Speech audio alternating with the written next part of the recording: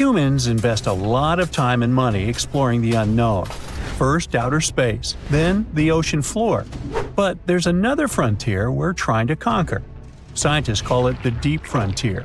I'm talking about how far down to the Earth's core we've made it so far. During the 60s, humans tried digging the deepest man-made hole on Earth. This took us deep into the Arctic Circle. What later became known as the super deep borehole is also the deepest artificial point on Earth, reaching the depth of 40,230 feet. It took 20 years to drill this far into the Earth's crust, and researchers say this is only about 1/3 of the way through to the mantle. Here's a quick anatomy of our planet. If the Earth is like an onion, the crust is like the thick skin of this onion. This part is only 25 miles thick. Beyond this is the 1,800-mile deep mantle. And after that, right at the center of the Earth is the core, which is made up of 2 layers, inner and outer. Now, can you guess where on the planet the crust is at its thinnest? On the ocean floor. When American scientists understood that, they started drilling holes on the seabed. This gave way to Project Mohole. It began in 1961, but their technology to drill deep holes on the ocean was really bad. They had to improvise. They installed a system of propellers along the sides of their drill ship to keep it steady over the hole. The main challenge was to drill as vertically as possible. Otherwise, that deep hole would look more like a deep maze. Both the Kola Super Deep Borehole project and the Project Mohole came to an official stop in the years that followed. But hey, humans have built some pretty deep stuff underground. In 1963, a Turkish man took a swing with his sledgehammer to improve his basement and discovered a tunnel. That tunnel entrance led to more openings that connected a multitude of halls and chambers. He didn't know it, but he had discovered Derinkuyu.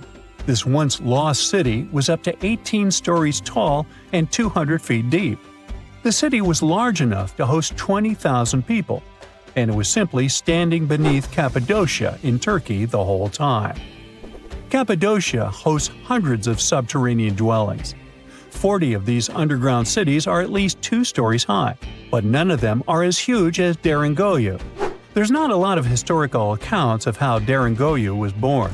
Some speculate that the oldest part of the complex was dug about 2000 BCE by the Hittites. The Hittites were an Indo-European civilization who formed one of the first major civilizations of the Bronze Age in West Asia. Scholars think they built this underground city to protect themselves from invasion. Others think it was actually the Christians who built the city in the 1st century CE.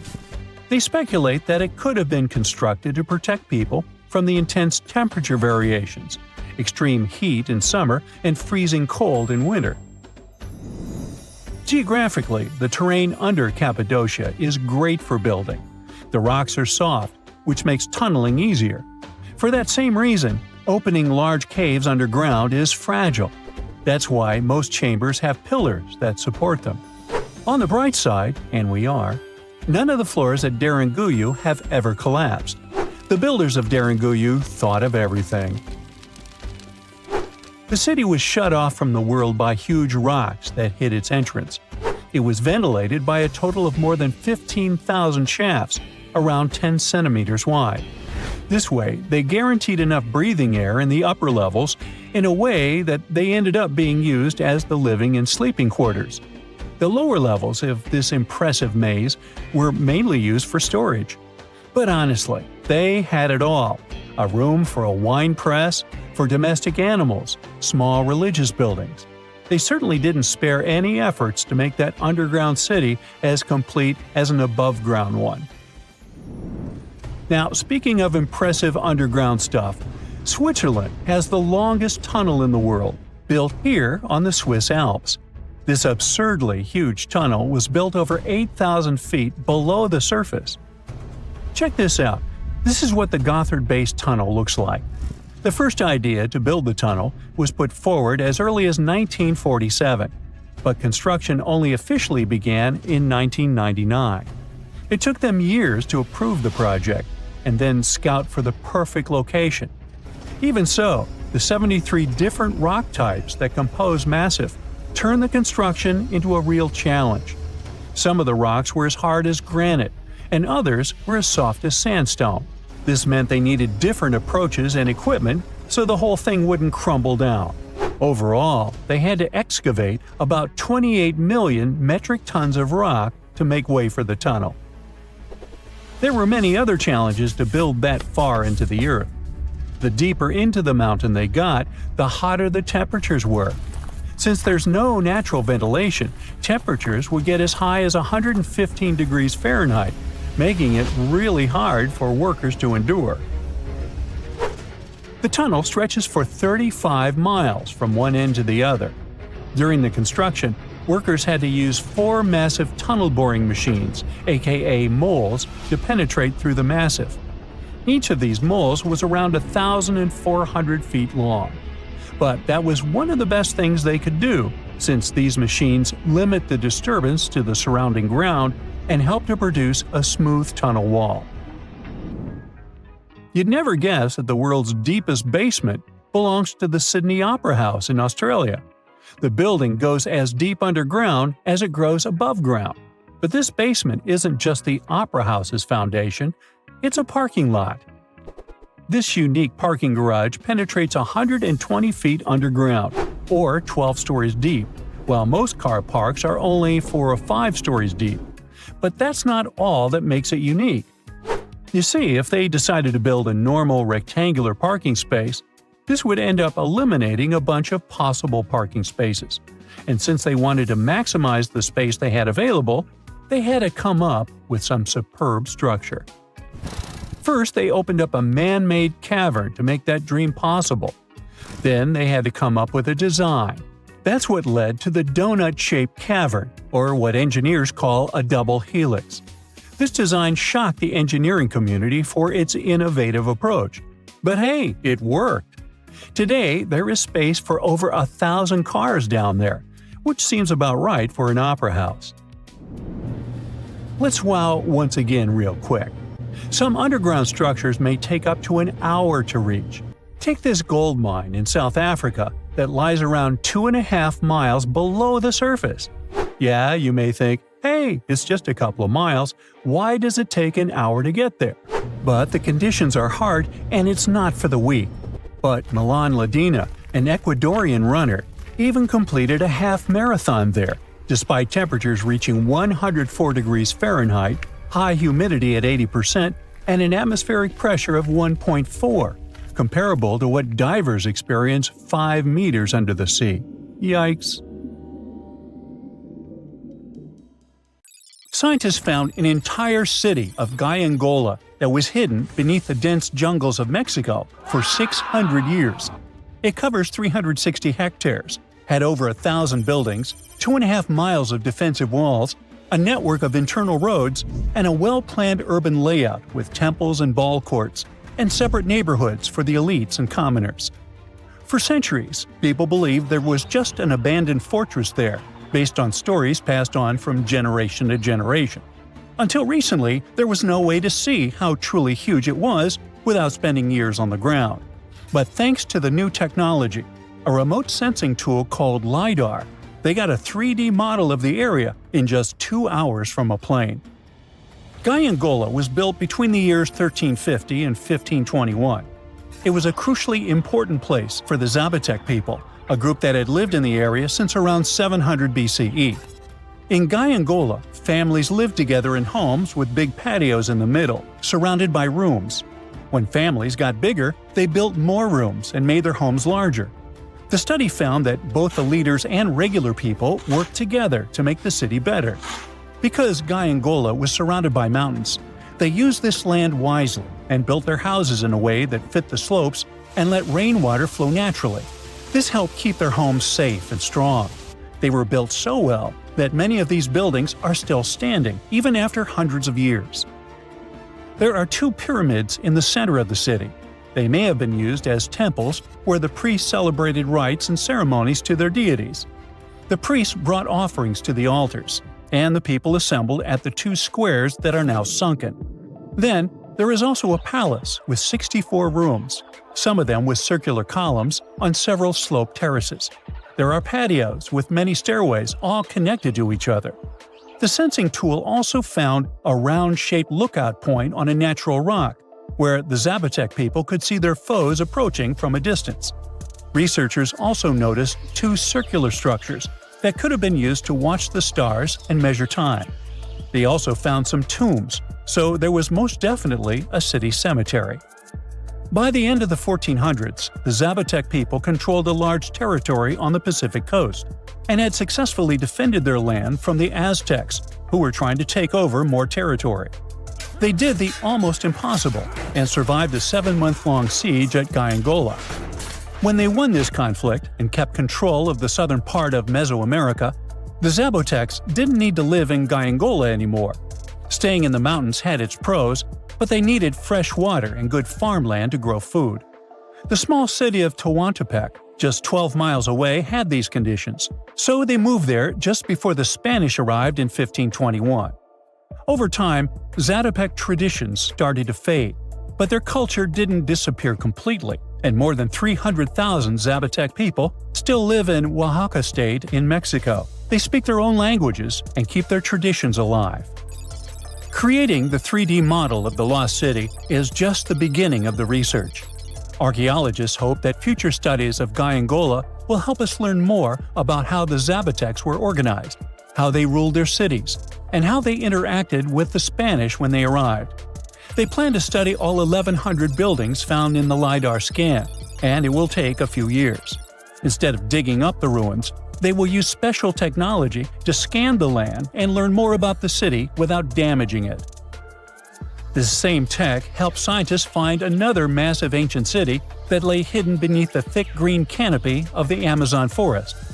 A whole network of houses, plazas, roads, and canals was hiding in the shadow of a mighty volcano. For centuries, many scientists assumed that ancient Amazonian people lived in tiny huts, clearing patches of land to survive. But this city, built 2,500 years ago and inhabited for 1,000 years, proves the opposite. Now, scientists think tens of thousands or even hundreds of thousands of people lived in complex urban societies.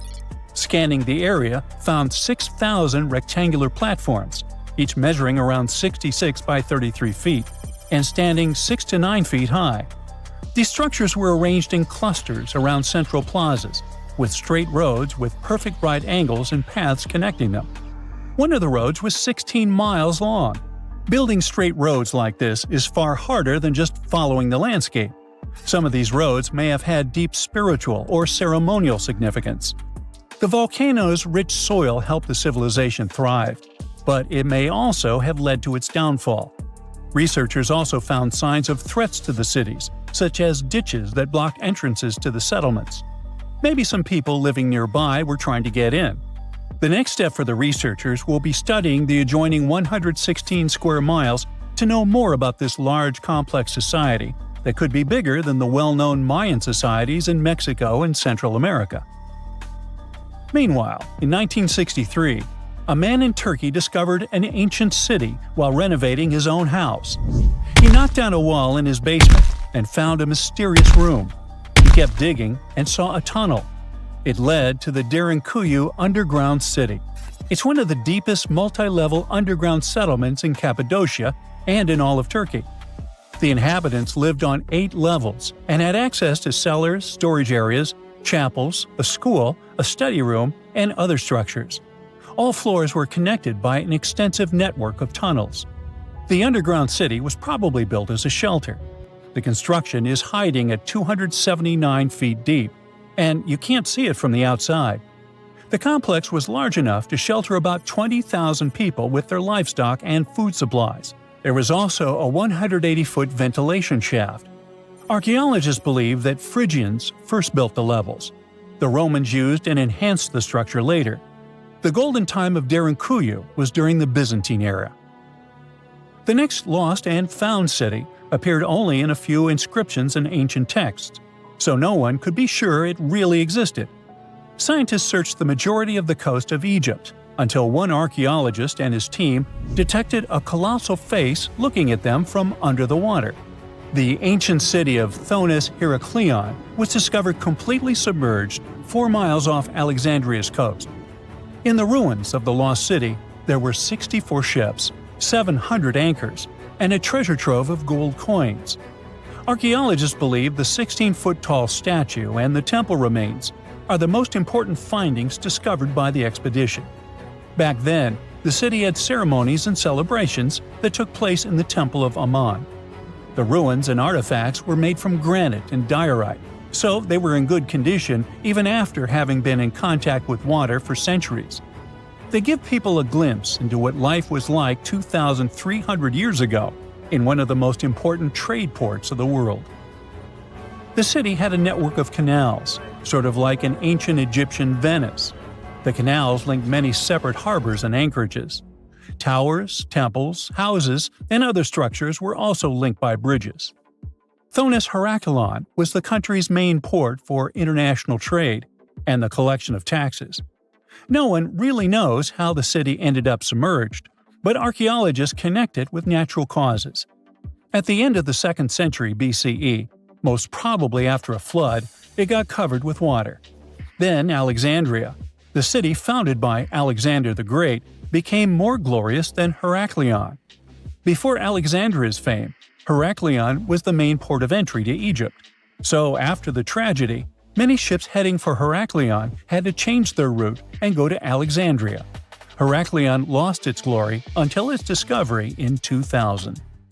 Imagine you could spend an entire week scanning ancient ruins and taking photographs of the world's most surreal archaeological sites. Would you be up for it? So, let's do some digging. The first stop on your busy itinerary is Southeast Asia. It's home to some pretty cool ruins. You start in Bagan, located in the hinterlands of Myanmar. There are many ways to visit the site, and you're glad you've booked 2 different experiences. The first one is a hot air balloon trip at sunrise. Right before dawn, you board the balloon, and as soon as the sun starts to appear on the horizon, you begin your flight over the marvelous area. As the sun rises, it glistens on more than 2,000 conic-shaped golden structures. The hot air balloon ride is quick, but it gives you unparalleled views of all the 40 miles over which the site sprawls. Back on land, you rent a bicycle and roam the village of ruins. Some of them are open and allow you to peep inside. These magnificent ruins were built between the 11th and 13th century CE and were mainly places of worship. There were originally over 10,000 buildings, but they were gradually deteriorating over time due to earthquakes. Thankfully, the site became a UNESCO World Heritage Site back in 2015 and has since been preserved. Up next, you catch a flight to Cambodia. You take some time to visit Angkor, the world-famous archaeological site nestled deep within the jungle. Good thing you've brought bug spray with you. The city of Angkor was once the capital of the Khmer Empire from the 9th to 15th century. FYI, the word Angkor means capital city in the Khmer language. The city was founded by King Yasovarman I, and it became one of the largest cities in the pre-industrial world. Researchers say nearly 1 million people live there. Until today, Angkor is admired for its stunning architecture. The Khmer style is recognized in the use of huge blocks of sandstone.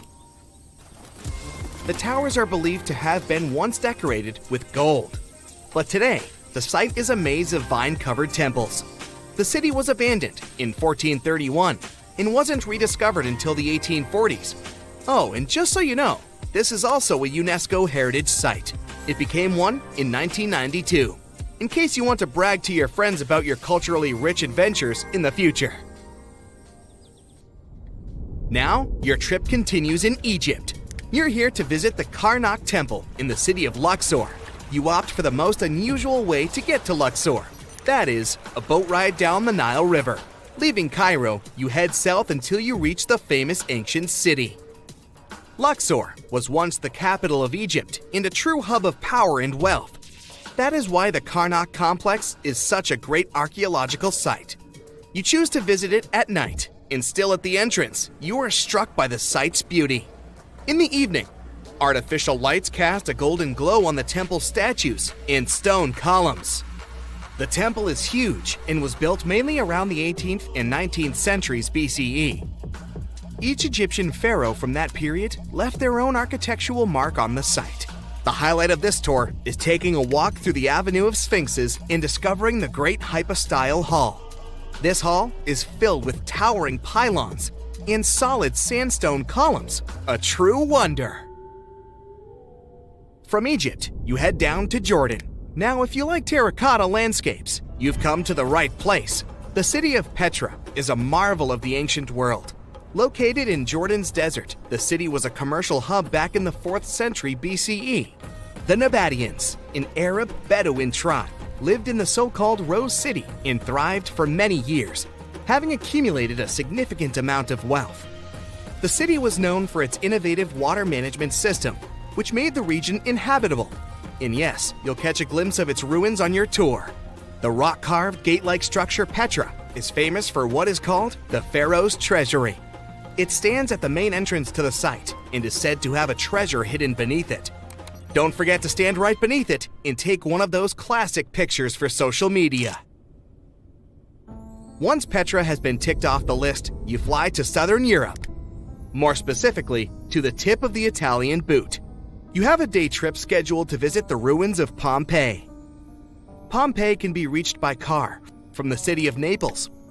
It's home to the eerie yet well-preserved ruins of a city that was once engulfed by lava. When Mount Vesuvius erupted in 79 CE, it left the city of Pompeii completely buried under millions of tons of volcanic ash. The ancient city was first discovered by beneath the volcanic rock in the 16th century, but it was first cleared from debris in the 1870s. Today, you'll be able to walk down the streets of these ancient Roman ruins and imagine what the town looked like in its heyday. Pompeii was a vibrant and rich municipality. The site's ruins revealed that many areas of Pompeii had boasted impressive bakeries, markets, and even houses with balconies, which were a sign of great wealth at the time. And believe it or not, even some artworks survived the eruption. Archaeologists found well-preserved frescoes and murals with mythological creatures. All this indicates that members of the high society lived there. The city even had thermal baths and showers made from luxurious materials. While you're still in Europe, you'll hop over to visit the iconic Stonehenge. It's a perfect day trip if you stay in the city of London, just a short train journey away. Stonehenge dots the Salisbury Plain in Wiltshire, England, and is one of the world's most recognized ancient ruins. More than 5,000 years old, these curious stone rings are some of the oldest stone structures on the planet. Created out of sandstone, they are shrouded in misery. Who built them and why is still largely unknown. Popular theories claim that Stonehenge was used as a great solar calendar, built to help people keep track of days, weeks, and months. Talk about hard work to create a mere calendar, huh? In the final leg of your trip will take you to explore the Southern Americas. In Guatemala, in Central America, you'll find ancient Mayan ruins. The lost city of Tikal is a city made of 3,000 buildings, the remains of the capital of the Mayan Empire. You can compare its importance to such cities as London or New York today. The North Acropolis is Tikal's most ancient complex of monuments. Built solely by human hands in 350 BCE, it served as the resting place of kings and chiefs. Back in the day, the step pyramid temples were painted a beautiful red. Mayans loved that color. Today, of course, you'll only see the limestone. You might wonder what made such a great city turn into ruins. Well, archaeologists have no clue about the cause of Tikal's decline. Until today, this question remains unanswered. Was it a drought? Disease? Maybe we'll never know. Are you in the mood for some Mayan ruins? Chichen Itza is an archaeological site with the best preserved pyramids on Earth. Located in Mexico's Yucatan state, this Mayan city is well over 1,500 years old. At its peak, it was home to 35,000 people. The site covers 1.9 square miles and has many ruins spread throughout it. The highlight is El Castilla, a tremendous step temple, rising 80 feet above the ground. Its most peculiar feature is that it has 91 steps on each of its 4 sides, including the upper platform, which makes for 365 steps, the same as the number of days in the solar year. Phew, what an intense trip! Time to head home now and soak it all in. See you next time! It's been there for over 3 billion years, but now some of the Earth's oldest crust is falling apart. Today, our continents seem stuck in place, but over a long time, they've moved and shifted around a lot. It's all thanks to tectonic activity, which makes part of Earth's surface slowly slide around like pieces of a giant puzzle. Some of the most stable parts of these puzzle pieces are called cratons. Cratons are super old and strong sections of rock that form the roots of continents and keep them together. The North American craton is one of them. It makes up a big part of the United States, about half of Canada, and most of Greenland. Scientists have singled out about 35 of these big ancient cratons around the world. They've mostly stayed in the same place for hundreds of millions of years because of how strong they are. But in 2014, they discovered that cratons might not be as indestructible as they thought. Some cratons had lost parts of their strong roots because of certain geologic processes and became thinner. It looks like cratons could become less stable if they go through more tectonic changes. In 2024, scientists at China University of Geosciences analyzed an ancient landmass called the North China Craton, or NCC for short. They wanted to learn more about how some of Earth's oldest rock regions can break apart. This process of cratons disintegrating is called decratonization. The NCC is so interesting to study because it has 3 main parts: the Western Bloc, the Eastern Bloc, and the Trans-North China Orogen, a zone that lies between the 2 blocks. Scientists found that during the Mesozoic era, the Eastern Bloc lost its deep ancient roots because of the strong Earth movements called tectonomagmatic events. So scientists wanted to see exactly how the processes in the mantle and the movements of Earth's plates led to the breaking down of the NCC. They created 4D models showing how the NCC's shape changed over time, including its surface shape, how its layers stretched, and the way earthquake waves moved through it.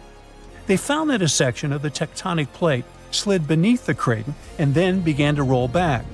This rolling and stretching made the strong rock thin out and eventually lose stability. All this started around 200 million years ago, back during the Jurassic period, when dinosaurs were rocking the world. The North China Craton isn't the only place where this decratonization process can happen. Other cratons, like those in North America, South America, and China's Yangtze region, may have gone through similar changes. Scientists say this shows how the continents on Earth have slowly changed and evolved over billions of years. And it looks like, when it comes to geology, there's no place that is 100% safe from changes, but it's no cause for alarm.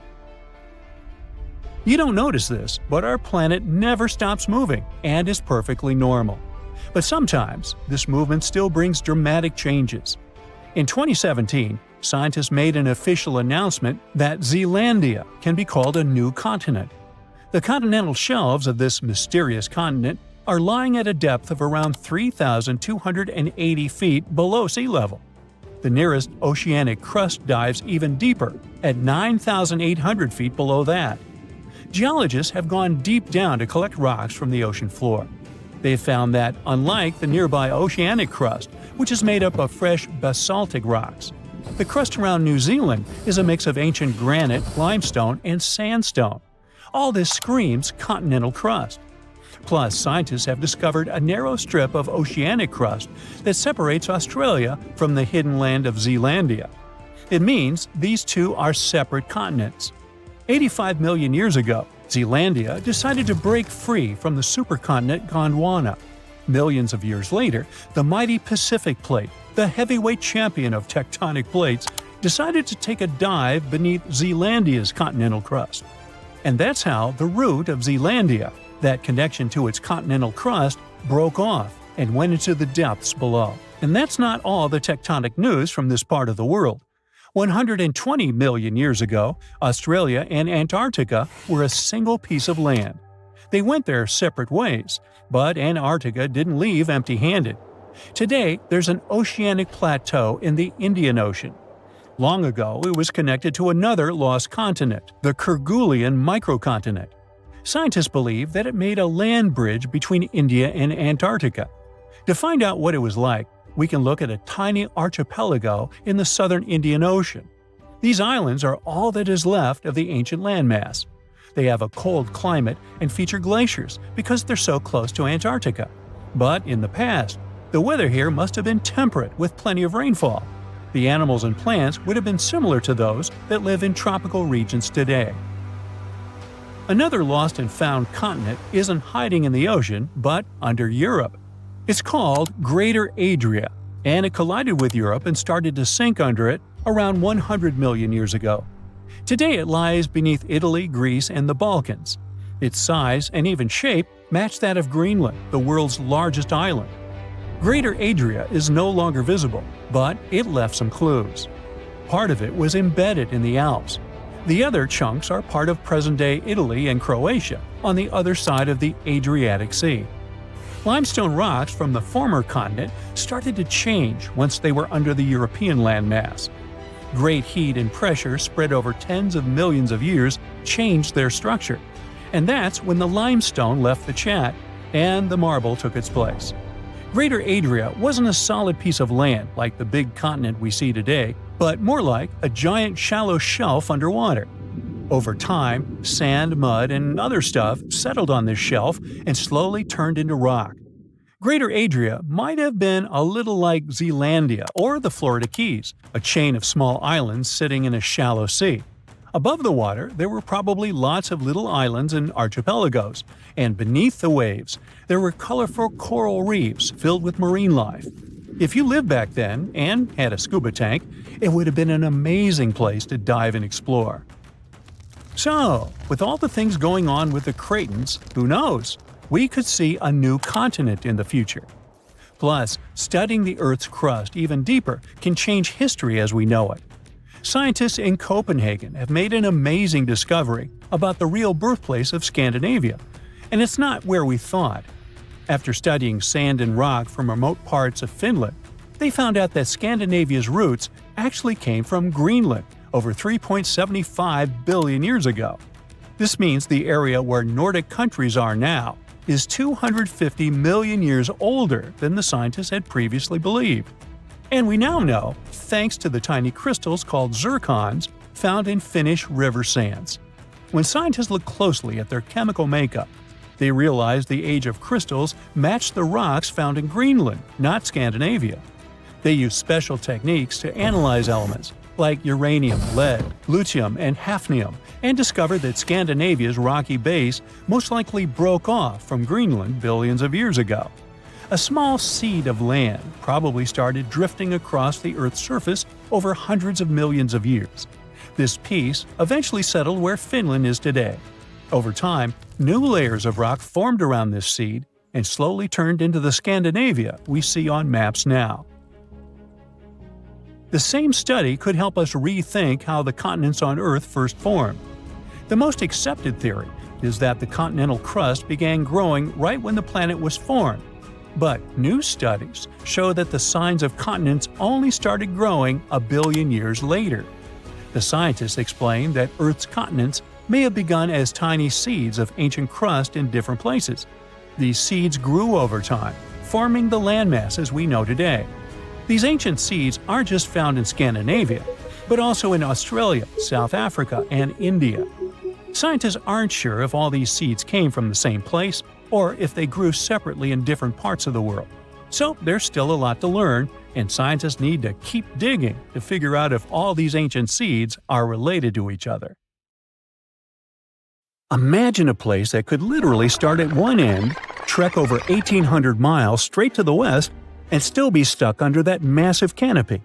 This place is like a haven for all sorts of crazy creatures, hosting around 10% of the world's species. It's always been seen as this wild, untouched paradise, where humans haven't messed things up yet.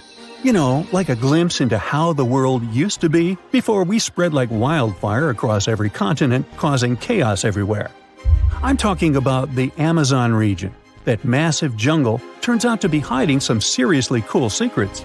For centuries, people have been talking about these lost cities deep within the forest. We're talking about El Dorado, the legendary city of gold that had Spanish explorers going crazy, venturing into uncharted territory, never to return. And even in the 20th century, the adventurous Perry Fawcett went looking for the lost city of Z and disappeared into the jungle, leaving us all hanging. Scientists have actually found evidence that ancient cities did exist in the Amazon. But how did they find these hidden ruins in such a dense and remote forest? Well, they've got this awesome technology called LiDAR. Basically, they hopped into a helicopter and used light-based remote sensing to digitally strip away the canopy and reveal the ancient ruins of a massive urban settlement around Llanos de Mojos in the Bolivian Amazon. The place was once home to the Kasarabi culture, which thrived from 500 to 1400 CE. They had these incredible urban centers with huge platform and pyramid structures. They even had raised causeways connecting different suburban-like settlements spread across miles and miles of land. These guys were seriously ahead of their time, and they had an epic water control and distribution system with reservoirs and canals. So yeah, the Amazon rainforest wasn't just some untouched wilderness. It was actually heavily populated and even urbanized for centuries before recorded history of the region began. But the thing is, a bunch of people turned a blind eye to the fact that there were actually some pretty cool architectural sites lurking around here that totally deserve some exploring. Scientists predict that in the next 10 to 20 years, we're going to uncover a ton of these cities, and some might even be bigger than the ones we're talking about here. Michael Heckenberger, an anthropologist with the University of Florida, points out that we've seen some similar settlement features, like moats and causeways, in other parts of the ancient Amazon. This new research reveals something totally mind-blowing. Past examples of urbanism in the Amazon were more like groups of villages connected together, not quite what we'd call urban. You see, they were missing those fancy larger centers with their grand architecture and stuff. But guess what? Llanos de Mojos has got them. This place is the real deal when it comes to a fully urbanized Amazonian landscape. So, in the Llanos de Mojos region, a bunch of ancient settlements have been found. These were home to the Kasarabi people, who were all about hunting, fishing, and farming maize. We're talking about hundreds of sites spread across 1,700 square miles. But these sites were so remote and hidden in the tropical forest that it was like trying to find a proverbial needle in a haystack. A team of archaeologists weren't going to let that stop them, though. They decided to take to the skies and use some fancy LiDAR mapping technology. Just imagine an aircraft flying over the area, shooting out a bunch of infrared beams. These beams hit the ground and bounce back, giving us the distance to different objects. It's like creating a super detailed map from above. Using computer software, these genius scientists were able to strip away the trees from the images, revealing the Earth's surface and all the ancient archaeological goodies hidden beneath. And boy, did they strike gold. They found a whopping 26 unique sites, including 11 that nobody even knew existed before. So what about these 26 super cool sites? Among them, we've got Landivar and Kotoka, which are like these huge urban centers. And get this, we already knew they existed, but the new maps revealed they cover 1.5 and 1/2 square miles respectively. These centers are surrounded by moat and rampart fortifications, like something out of a medieval castle. And they've got all sorts of crazy stuff inside. We're talking artificial terraces, massive earthen platform buildings, and pyramids that reach over 70 feet tall. All these epic buildings are actually facing the north-northwest. It's like they were trying to align themselves with the cosmos or something. This kind of cosmic worldview can be found in other ancient sites in the Amazon too. Now, let's take a bird's-eye view and strip away all those pesky trees. We can see these two centers in all their glory, and they're actually connected to a whole network of settlements through a bunch of causeways. Picture it like spokes on a wheel, stretching out for miles. Canals also stretch out from these main centers and connect to rivers and Laguna San Jose. It's like they had their own water delivery system going on. These ancient guys totally reshaped the whole landscape with their crazy cosmology. The only bummer is that their impressive architecture was made from mud brick. While it looked amazing back then, it just wasn't as durable as the limestone used by the Maya. What happened to the Kasarabi and their settlements is still a big mystery. But based on dating at the sites, it looked like they disappeared around 1400 CE, way before Europeans arrived in the Amazon. One theory is that a massive drought hit the region and messed everything up. The researchers found these massive water reservoirs at various sites, which is pretty interesting, considering how rainy the Amazon is known to be. Who knows if they were for drinking water or farming fish and turtles? But hey, severe droughts have happened in the past, and it only takes a couple of bad harvests to make people pack up and move on. What's even more interesting is that these communities thrived in the same area where this guy Fawcett we mentioned before went missing while searching for his lost city of Z. Maybe he was onto something after all. This is how it was. Fawcett stumbled upon this super cool document called Manuscript 512 at the National Library of Brazil. It's believed to have been written by a Portuguese explorer. Now, according to this document, back in 1753, a group of explorers discovered the remains of an ancient city. It had arches, a statue, and even a temple with hieroglyphs. But the document didn't spill the beans on where this city was located. So Fawcett got all hyped up about finding this city and made it his secondary mission after his main goal of finding something called Z. At one point, he had to come back to Britain to run some errands, but in 1920 he decided to give it another shot. Fawcett went on a personal expedition to find the city, but it was unsuccessful. 5 years later, Fawcett, his son Jack, and their buddy Raleigh Rimmel disappeared in the Mato Grosso jungle. Some researchers think that Fawcett might have been influenced by info he got from indigenous folks about this place called Kuhikagu. Turns out Kuhikagu was discovered by Westerners in 1925, and it had the ruins of 20 towns and villages. Up to 50,000 people might have lived here. And get this, the discovery of other earthworks in southern Amazonia totally supports Fawcett's theory. In 2005, an American journalist wrote an article about Fawcett's crazy expeditions and discoveries. He called it The Lost City of Z. Catchy, right? Well, in 2009, he turned that article into a book with the same name. And in 2016, the super talented writer-director James Gray made it into a movie. Now, here's where things get a bit sad. The Amazon region is changing rapidly. Farming, ranching, and energy production are changing this incredible place. And guess what? Those untouched areas with ancient relics won't stay untouched for long. It's a race against time to document and preserve what's left of our past before it's lost forever. It's the first day of your long-awaited trip to the Amazon forest. You flew all the way to South America. More specifically, you landed in the city of Manaus. It's the heart of the Brazilian Amazon. So far, you've traveled by air, car, and now water. You are on a tiny boat, moving through the dark waters of the Amazon River. Yes, the river is also called the Amazon. And just FYI, it's the second longest river in the world. It loses only to the Nile River in Egypt. The Amazon sprawls for an impressive 2,700 square miles, beginning in Peru and ending only when it meets the Atlantic Ocean off the coast of Brazil. To get a closer look at the forest, you decide to start by exploring it by boat. First up, you watch some piranha fishing. You can even try to catch one yourself if you like. As you may know, piranhas are carnivorous fish that inhabit the Amazon River, so it might not be your best option to go swimming in these waters.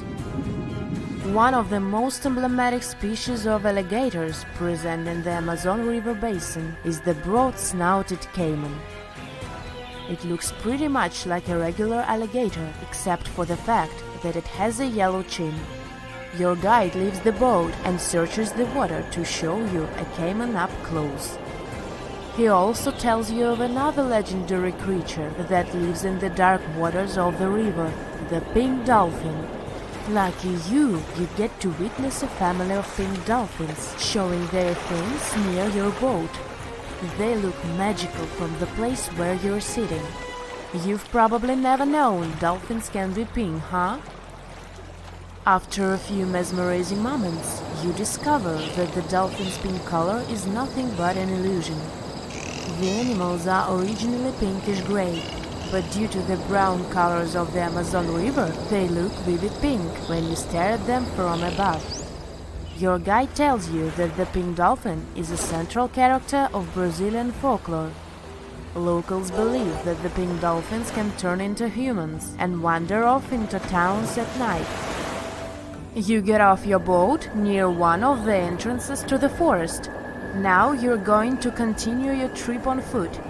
Your guide says that you are venturing into very dangerous terrain.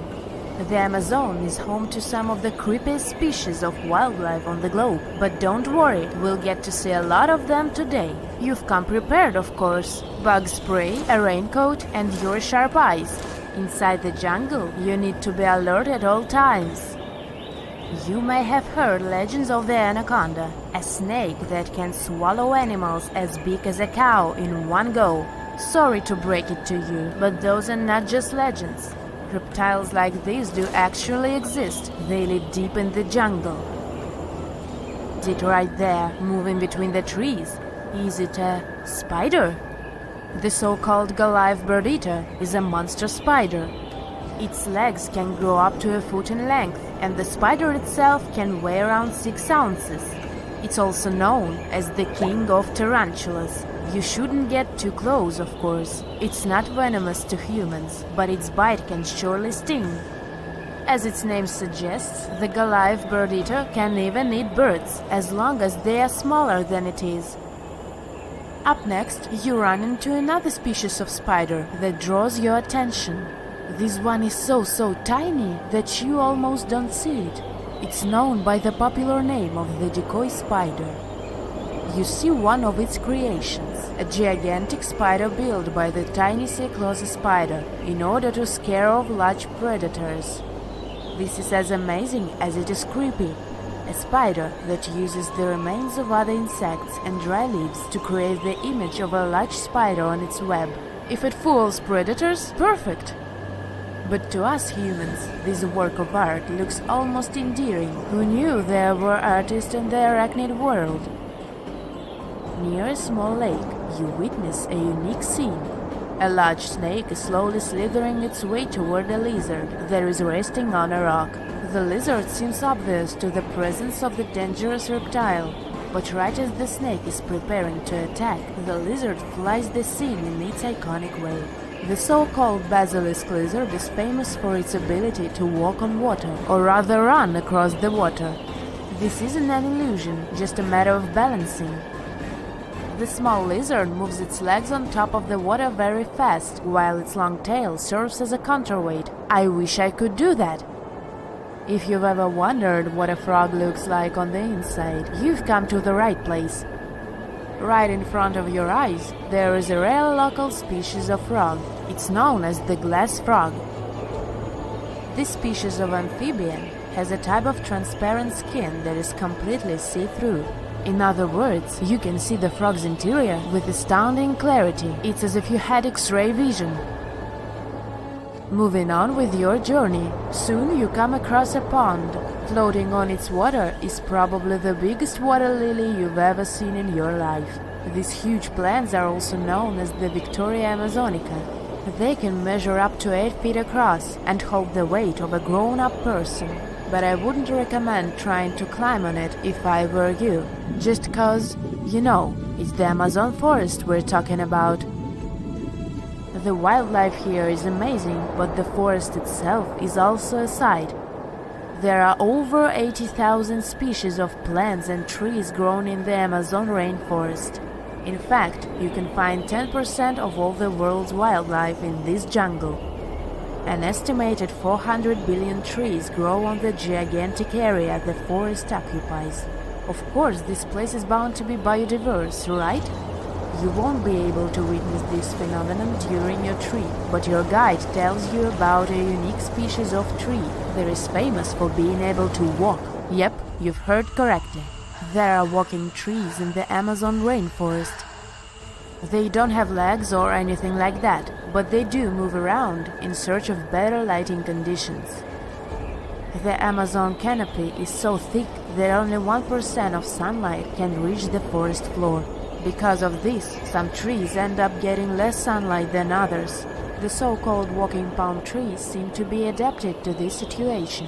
They grow new roots, which helps them move for 1 to 2 inches per day. They can walk up to 65 feet per year. Maybe that's what inspired John Ronald Reuel Tolkien to create ants, huh? Those are pretty similar tree beings that roam freely around the world. I kid you not, it's not only wildlife that inhabits the Amazon. Actually, over 30 million people live in the forest. And there are also ancient settlements that scientists believe to have been thriving there. And I'm not talking about El Dorado, that's just a myth. But in 2018, a groundbreaking study showed that up to 1 million people probably inhabited the Amazon, between 1250 and 1500 CE. Can you imagine that? Working alongside local indigenous people, researchers from the University of Florida found several mounds in the Amazon. Besides these mounds, they also discovered interesting ditches and geoglyphs. After mapping all of these recurring mounds, scientists understood that this was a sign of an ancient settlement. They found remnants of carefully designed walls centered around plazas. This could only mean that these ancient cities were big and could host hundreds of thousands of people. These findings brought back the idea that the Amazon could have been home to thriving civilizations way before the Europeans arrived there. But rather than cities drenched in gold, they were simply well-developed agricultural societies. Hey, how do you feel about taking a trip back in time? We're diving into the history of the Amazon forest to unravel the mystery of its lost cities. Grab your bug spray and hop on. The Amazon forest is the world's largest rainforest. The environment there can be extremely challenging for human life. Yet, the legend goes that the Amazon has been home to sprawling settlements rich in unmeasurable wealth. Could that really be true? Or is that none other than a figment of our collective imagination? The legend of El Dorado might be the myth that started this whole thing. As European explorers began their excavations in American lands back in the 1500s, word got out of an Amazonian civilization that used to paint their leader in gold as an offering to higher powers. The legend of El Hombre Dorado, aka the Golden Man, began to quickly spread around Europe. Explorers got excited at the possibility of finding an infinite amount of gold somewhere deep within the Latin American jungle. And as you can imagine, expeditions to the continent began to multiply with each passing year. It didn't take long before explorers found this civilization. They were known as the Muisca people and were located in Colombia, near Lake Gudavia. The Muisca people had a tradition of painting their leader, aka the Zipa, from head to toe in gold. In a ceremonial gesture, the Zipa would swim into the river, spreading gold dust all over the lake. For the Muisca, this was their way of acknowledging and thanking the higher powers of the universe they believed in. When European explorers heard and witnessed this practice, they were amazed. For them, gold was used solely for commercial purposes as their main currency for trade. This made them think that the Muisca people must have stacks and stacks of gold hidden somewhere in the jungle for them to use it so abundantly. Well, that's how the legend of El Dorado was born. What was once the practice of El Hombre Dorado traveled on word of mouth until it became El Dorado, a fictional city that was most likely to hide piles of gold. The hunt for this city led Europeans to spend large amounts of money to scour the Amazon forest. Unfortunately, all of their expeditions came back empty-handed. That is, if they ever came back at all. Now, jump to the beginning of the 1900s. In England, the Royal Geographic Society, a prestigious British institution, was looking for somebody willing to travel down to Latin America to trace the border between Brazil and Bolivia. More specifically, the part of the border that is nestled deep within the Amazon rainforest. One Sir Percy Fawcett was a Latin American aficionado, and he gladly volunteered to do the job. Oh, it's important to note that the Amazon forest is virtually the size of the continental USA. It sprawls across 8 countries, including Brazil, Peru, and Bolivia. And trust me, getting around is no easy feat. The jungle is covered in dense vegetation, and in addition to that, it's home to insane predators such as anaconda snakes, panthers, crocodiles, piranhas, and so on. But despite all that, Fawcett was very successful in his mapping adventure and seemed to be wanting to come back more. Back in England, Fawcett would scour diaries from other explorers hoping to learn more about the ancient Amazonian civilizations. He would read about the Incas and the Mayans and the great empires they built. He believed that if the Incas were capable of building empires that stretched over 2 million square miles, this could mean that other Amazonian civilizations could have thrived there too. During his research, Fawcett came across a report from a 16th century explorer. The report told of a city deep within the Amazon forest that held unimaginable quantities of minerals. A town that stretched for 15 miles without any space from a house to house. This report fueled Fawcett's imagination to a new extreme. From then on, he became obsessed with finding what he called the lost city of Z. Over years, Fawcett searched the Amazon forest, usually looking for stone ruins that could possibly indicate human settlements. On his later expeditions, he focused on exploring the state of Mato Grosso in central Brazil. He would travel from Europe and into the lower region of the Xingu River. The trip to the Xingu would take him around 14 days on foot. Then, he would set sail in small wooden boats accompanied by local indigenous leaders that knew the region better than anyone. How he communicated with the indigenous population is still a mystery, since they only spoke in local dialects. Some scientists believe that this could have been the real reason why he never found the city. They believed he wasn't able to communicate what exactly he was looking for. And this was not his greatest difficulty. As we've said before, Amazon is not a kind place for its visitors. In his diaries, Fawcett tells of encounters with a 60-foot-long anaconda, which he bravely survived. He writes of endless sleepless nights and waking up with his hands and feet swollen from mosquito bites. Some of his peers said he was invincible and tireless, but the day came during his 8th expedition when he didn't make it back home. Fawcett disappeared without leaving any trace behind. Some even suspect that he was close to reaching his lifelong goal. On the day of his disappearance, he sent an optimistic letter to his wife saying there was nothing to fear, and that he was setting out on a certain final search. Fawcett's failed attempt to find ruins seemed to support what had become a consensus among experts at the time, that this rainforest was too inhospitable to support large, complex societies, let alone cities. Experts were convinced that the Amazon's lost cities were nothing more than fiction. That is, until the 1960s, when modern research began to find evidence that suggested otherwise. Scientists discovered patches of extremely fertile soil. They called it Black Earth. And apparently, they found lots of it in the Amazon, especially alongside rivers.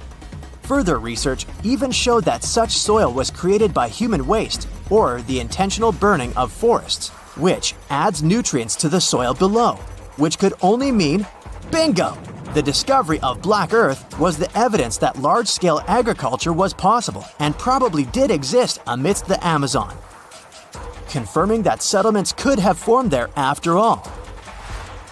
In the 1990s, along the Xingu River in Brazil, a team of archaeologists from the University of Florida made a remarkable discovery. Working alongside local indigenous people, they found very long ditches. After mapping them, they realized that these ditches were a sign of a big settlement. They were remnants of carefully designed walls centered around a plaza. Some were roads that led to more settlements, In fact, just this part of the Amazon, about the size of New Jersey, was once a network of dozens of settlements that experts believe could have been home to at least 50,000 people between 1250 and 1650 CE. Other discoveries were possible thanks to LiDAR imaging, a type of technology that allows researchers to take satellite pictures of the forest's ground without having to step inside of it. A network of trenches in Acre, Brazil, dates back to 200 to 1200 CE. These suggest settlements that could have supported 60,000 people. Other images from near the Xingu River suggest cities that could have housed about 50 million people. These were the lost cities of the Amazon. Believe it or not, these images suggest that Fawcett was very close to a major discovery. He was looking for the ruins in the right place, but he was looking for the wrong thing. Unlike cities such as Cusco, which used stone as their primary material, Amazonian settlements used wood and earth to build their cities. These materials are highly deteriorating and probably decomposed over time. Finding them required a bit more technology than what Fawcett had available at his time. Let's do a thought experiment together, shall we? Now, imagine you're climbing the Himalayas. However, you're lost. Where you are seems to be an isolated valley. You used all your food and water source and don't know which way to go. You're so out of energy that you don't even know if you'll be able to get back home.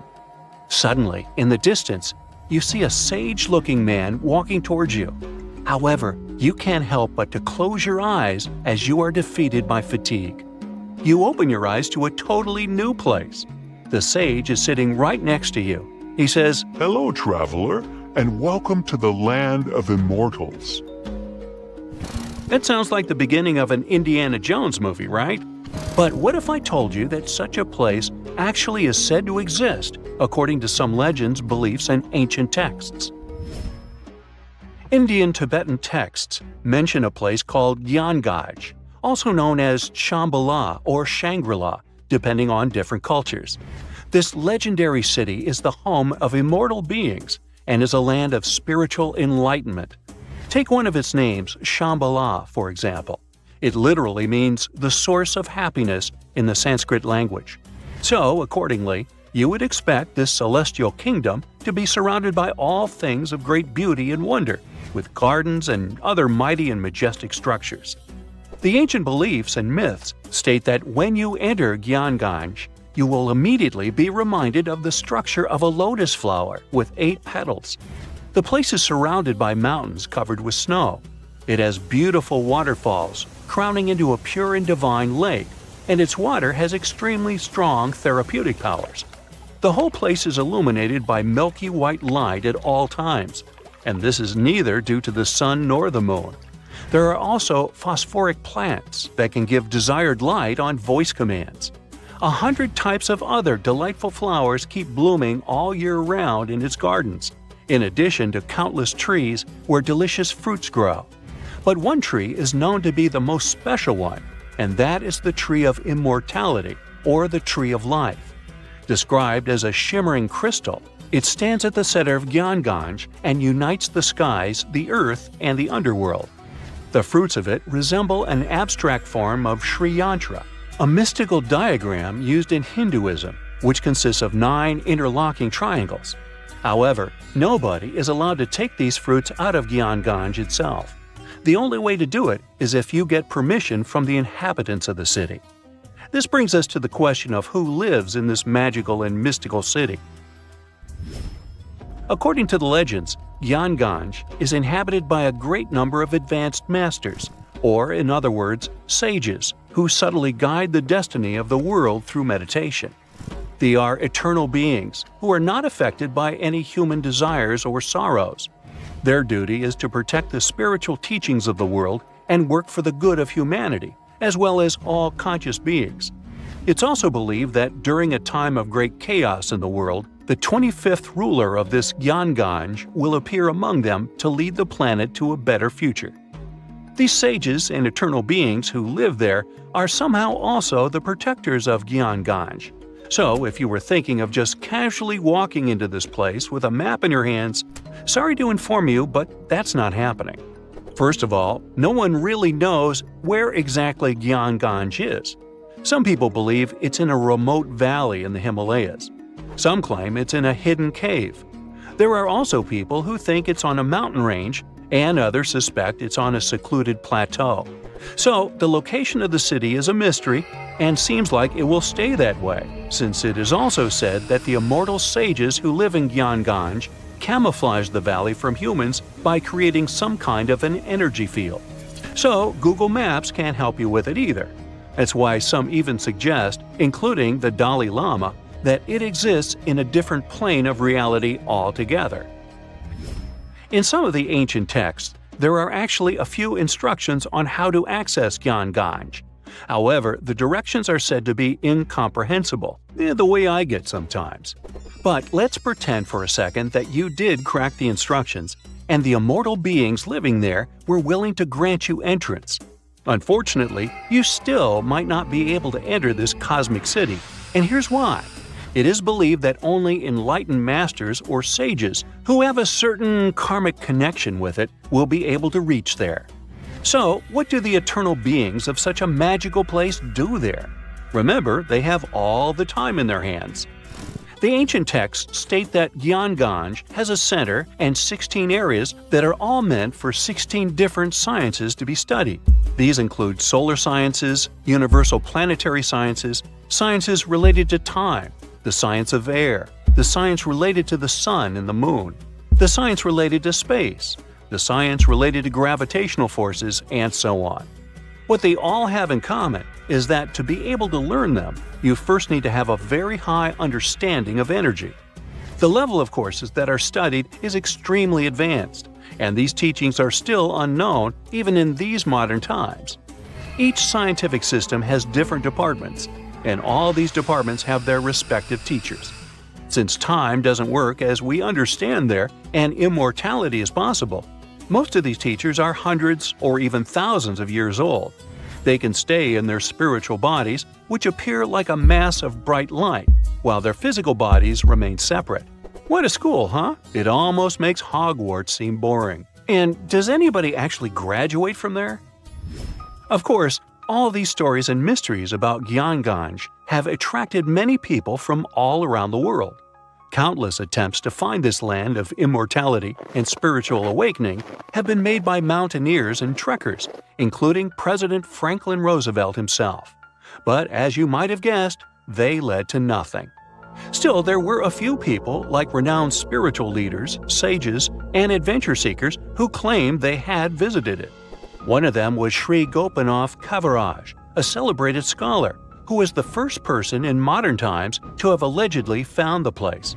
After his supposed visit to Gyanganj, he wrote a book about it and made the place popular in modern culture.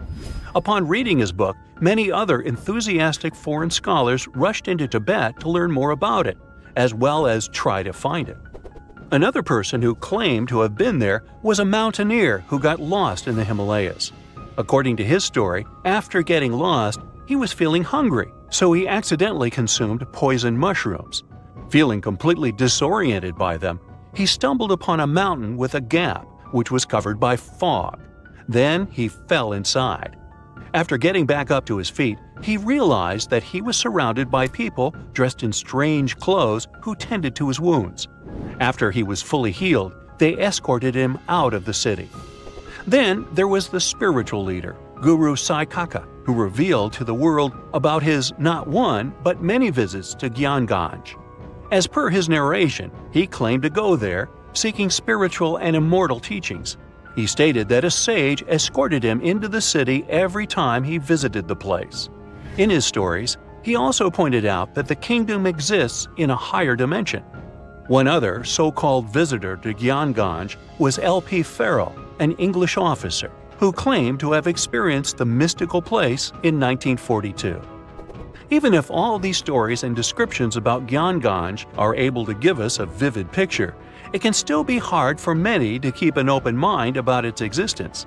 Yet again, it's not hard to admit that even the idea of such a place where immortality is possible and truly moral beings are working to protect humanity, is comforting, mind-blowing, and fascinating. Back in the 1800s, a bunch of super old artifacts with some weird symbols on them were found on Easter Island. You know, that tiny island you might have heard of, with the gigantic statues called the Moai. These symbols seem to be some kind of writing, but nobody's been able to figure out what they mean yet. Some scientists even think that if we crack the code, we might finally uncover the secrets behind the downfall of the ancient Easter Island society. So let's put on our detective hats and get to work, shall we? This mysterious script is called the Rongo Rongo. It was discovered by a Frenchman in the 19th century. He stumbled upon 26 wooden tablets covered in weird hieroglyphs during his trip to the island in 1864. The locals seem to have drawn pictures of animals they had never seen before on the tablets using sharp stones and gave each one a unique name. He thought they were pretty cool and suspected that they might be a remnant of some ancient writing system. Another fun fact about Rongo Rongo: it's a word that comes from the local language of Easter Island, and it means to recite, to declaim, or to chant out. The wooden tablets on which these glyphs were found might not have been in the best shape when they were discovered. Some were weathered, burned, or damaged. The glyphs were also spotted on a Birdman statuette and 2 other ornaments. These words were written in between lines on the tablets. Some of them were even ridged, with the inscriptions falling within channels created by the fluting. The images themselves are shaped like humans, animals, plants, and geometric shapes. Quite a diverse group. And here's something interesting. Every symbol with a head is oriented with the head facing up, either forward or to the right. The orientation of the writing is itself weird. According to a local tradition, the tools used to make the carvings were obsidian flakes, or small shark teeth. Deciphering these glyphs has proven to be a bit of a head-scratcher.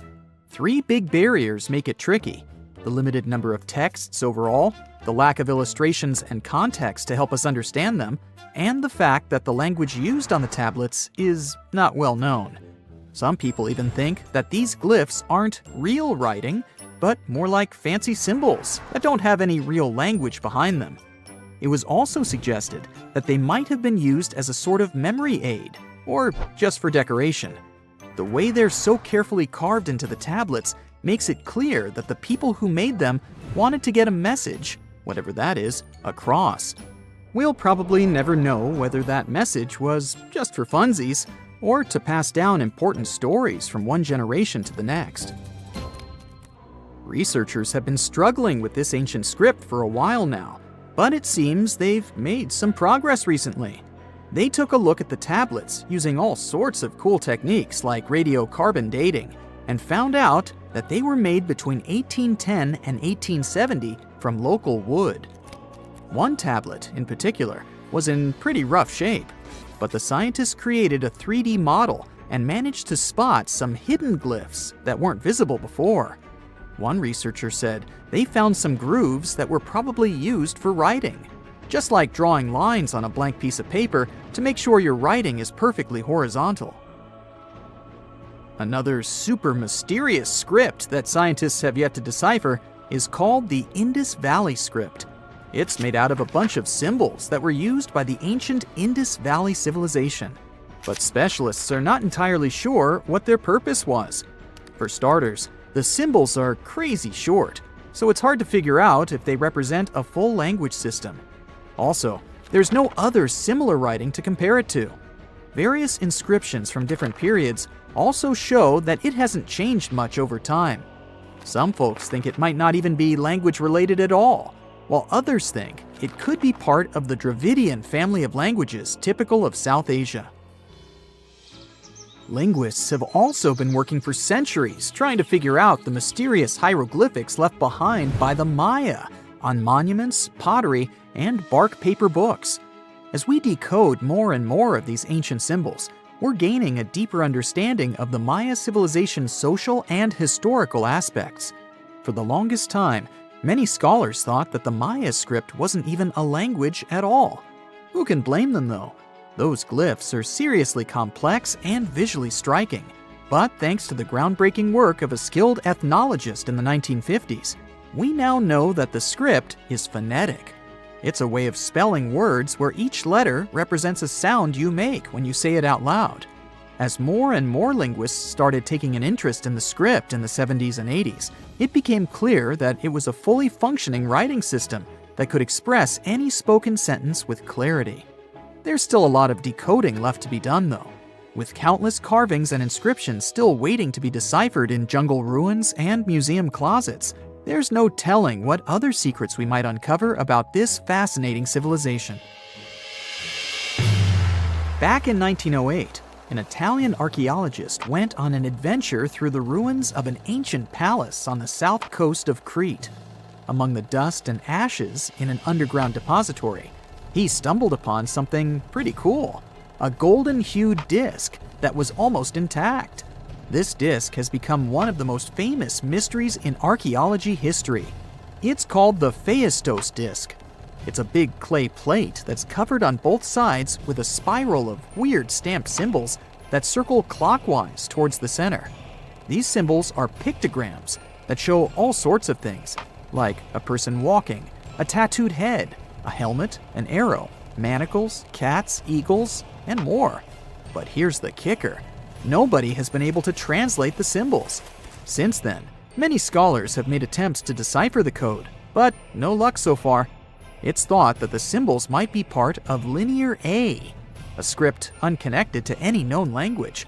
But some experts suggest it could be syllabic writing related to various other languages, like Homeric Greek or Indo-European. Thousands of years ago, there was a mysterious European culture called the Vinca culture. These folks were so cool that they even had their own writing system, which is still one of the earliest known in the world. But there's a catch here too. You guessed it, no one has been able to decipher their script yet. The Vinca culture thrived thousands of years ago, and they were located in today's Eastern European territory. They got their name from the village of Vinca, which was only a small distance downstream from Belgrade on the banks of the Danube River. A team of Bulgarian archaeologists found recently a 7,000-year-old inscription covered in Vinca script. It's the oldest find of its kind in Europe. These symbols were carved into a ceramic tile, and researchers believe they carry information about the local calendar and important events. The Vinca culture was seriously advanced. They even knew how to write on wet clay using a sharp object. It doesn't seem like much these days, but it's a lot to expect from people who lived thousands of years ago. The Voynich manuscript also caused quite a debate between linguists and historians. Is this old book proof of a long-forgotten civilization, or just a clever prank? This manuscript is full of text that even the smartest code breakers haven't been able to figure out. Written way back in the 15th century, it was discovered by a book dealer named Wilfred M. Voynich back in 1912, hence the name. If it's a trick, it's truly convincing. The handwriting is beautiful, and there are even patterns in the text that match up with other languages. Back in December 2012, a lot of people were freaking out over the idea that the world might end in some catastrophic event. And it was all thanks to the famous Maya calendar. This ancient way of tracking time had been the subject of endless speculation. But one of its biggest mysteries was definitely an 819-day count found in some versions of the calendar. No one could explain why it was there or how it worked, until recently, when a group of researchers from Cambridge might have finally cracked the code. First things first, how does the Maya calendar work? So the system the Maya civilization used to track days was based on something we now call the calendar round. Think of it like 3 interlocking gears. These are 3 cycles working together. The first is a 365-day solar year, known as Hab.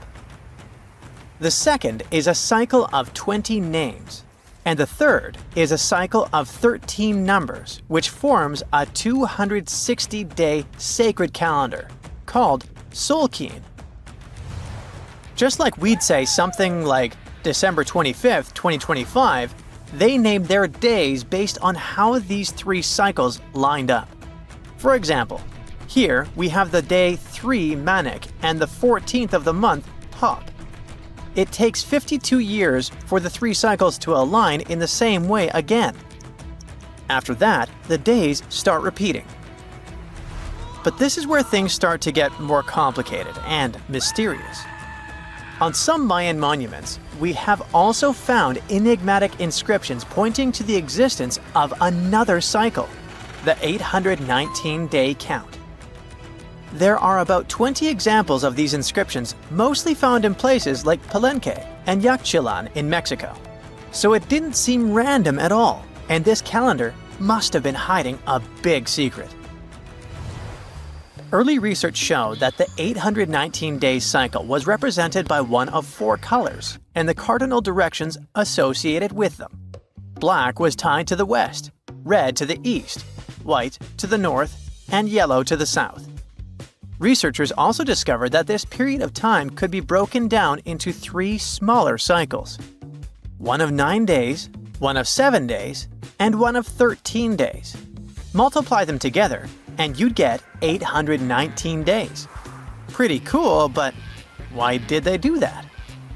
This color scheme and the 3 cycles seemed like a basic level of interpretation, and experts were pretty sure its real purpose was still hidden from us. Another thing researchers noticed is that this strange count of days was mostly shown using a Y glyph, followed by a number. But in some cases, they also added a glyph representing Kawil. This was a powerful Maya deity, often associated with creation and lightning. He was usually symbolized by a torch coming out of his forehead, representing the spark of life. But in the 90s, a study suggested that when Kawil's inscription showed smoke and fire coming from his forehead, it could actually represent the planets Jupiter or Saturn, or maybe even both. Wait, that means that the 819 days count could be linked to both planets in some way. From there, research focused on figuring out what that link might be. The first conclusion is that this calendar might have helped the Maya track the movements of those planets in some way. Then they started noticing something interesting. These cycles could be specifically tied to the synodic periods of Jupiter and Saturn. By synodic periods, we mean the time it takes for a celestial body, like a planet, to return to the same or nearly the same position as seen from Earth. While this possibility was pretty exciting, something didn't quite add up. Each planet moves very differently, and trying to fit multiple planets into an 819-day span just didn't seem to work. In other words, this 4-part color-coded calendar system was simply too short to align perfectly with the synodic periods of the visible planets. So it looks like we're back to square one. This mystery had people scratching their heads for ages, until 2023, when specialists realized they might have been looking at it all wrong. Researchers actually needed to shift their perspective. Instead of seeing this system as 819 days, they needed to consider the number as representing timelines. And this period of time could be just a small part of a much, much bigger calendar. You see, as we said earlier, this cycle seemed to track the period when a planet became visible to people on Earth. To prove that these 819 cycles were timelines, not actual days, researchers needed a planet that could serve as a starting point to back up their theory. In this case, it was Mercury. And there's a pretty simple reason for that. Mercury's synodic period is 117 days, which fits perfectly into the calendar count. I mean, if you take 1819 and divide by 117, you get the number 7. So, Mercury is the only visible planet whose synodic cycle fits neatly into this period as whole numbers. Perfect. Now they had a solid starting point. From there, they needed to expand the calendar by increasing its length to 20 periods of 819 days. Suddenly, a pattern emerges. And just like that, all the synodic cycles of the planets fit perfectly into the system. For example, Saturn's synodic period from 378 days lines up perfectly after 6 819-day cycles. Venus aligns every 5 cycles, Jupiter every 19 cycles, and Mars, which takes the longest, needs 20 cycles. In other words, it takes about 45 years for Mars to align with the synodic periods of all visible planets. So, this is how researchers determined that the ancient civilization wasn't referring to days, but rather to timelines. The Maya astronomers came up with this count as part of a larger calendar system of 20 periods. But then a question comes up. Why was studying the synodic period so important to the Maya? Well, we don't have super specific answers about this mysterious calendar yet. But what we can say for sure is that the Maya truly believed in the powerful influence of the cosmos on daily life. So maybe they wanted to analyze how the movements of all the visible planets lined up with their other calendars. Of course, this system is just one part of the Maya's amazing and advanced understanding of astrology. And it wasn't just about using astrological cycles for planting and harvesting. They also had crazy specific knowledge, like how to predict solar eclipses. Archaeologists believe the Maya connection to the stars is reflected in the ruins of their world. Take the famous pyramid in the ancient city of Chichen Itza, located in Mexico's Yucatan Peninsula. If you look closely at the base of its staircase, you will see a snake's head carved in stone. But here's the coolest part. During the spring and fall equinoxes, when day and night are exactly the same length, the sun casts sharp, triangular shadows on the staircase. It creates the illusion of a snake slithering down the steps. Another example of how they use their knowledge of astronomy in their temples is in Tikal, Guatemala. Built around year 1 of the Common Era, this pyramid is considered one of the Maya's earliest astronomical complexes. And its alignment and orientation allowed them to track and calculate solstices and equinoxes with incredible precision. The Maya were skilled skywatchers. Just like we have modern-day high-tech observatories with round domes, they had something similar. Meet El Caracol. The name means snail in Spanish and refers to the spiral staircase inside the tower.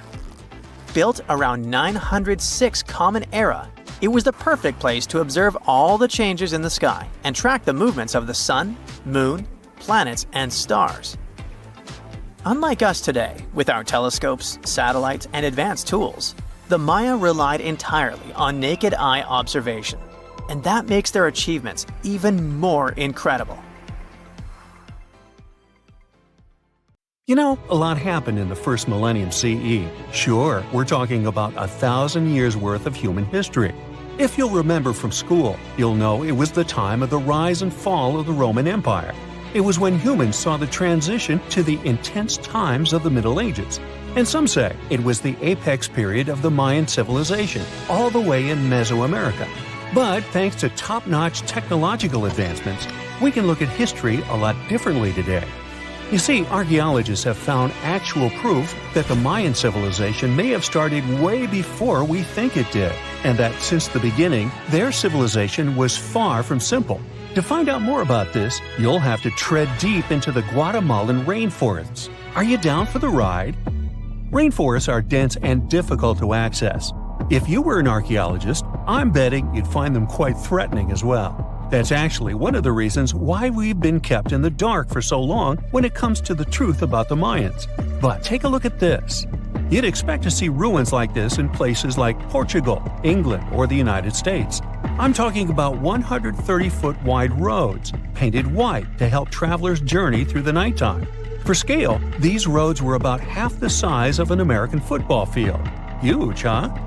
Size of forests. It's like we have X-ray vision. This is definitely a game changer. But lost Mayan cities began to be unearthed in the mid-20th century. And since then, ruins from cities such as Tikal, Palenque, and Uxmal have been rediscovered. But let's take a few steps back for a moment to get some context. The Mayans were one of the biggest pre-Columbian civilizations living in the Americas. Until now, experts believe that at its apex, the Mayan civilization consisted of over 40 cities with a population of millions of people. That's a lot of folks. Their civilization spanned Mexico's Yucatan Peninsula, Guatemala, and Belize, and they survived mainly on agriculture. The thing is, the Yucatan Peninsula was an extremely difficult place to grow crops. So the Maya had to develop a complex irrigation system in most of their cities. They built a series of ceremonial buildings, pyramids, plazas, and even courts for playing ball. The Mayans might have been keen pyramid builders, but they also developed an advanced astronomical system. With whatever ancient technology they had, they were able to predict the exact location of planets, such as Venus and Mars, as well as the exact dates of eclipses. Now, let's take a look at some of their sites. This is Tikal. Located at the heart of the Guatemalan jungle, Tikal is believed to have been the capital of the ancient people at its peak. Archaeologists have made some unusual discoveries on this site. The most eccentric of them all makes us think of Indiana Jones and the Tomb Raider. One of the buildings in Palenque is believed to be the final resting place of the Red Queen of Palenque. She was believed to be the grandmother of the last Mayan king. In her honor, a huge monument was built to keep her body after her passing. The discovery of the tomb itself was already thrilling. Archaeologists found an ancient monument when digging at the site back in 1994. The first they saw was a room with a hidden door. Once they opened the door, they discovered an 8-foot-long corridor. At the end of this corridor was the queen's chamber, and inside was the mummy of the queen herself.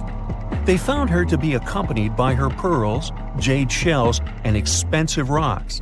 But as the team explored the remains, they saw something strange. The room was filled with a red-colored powder.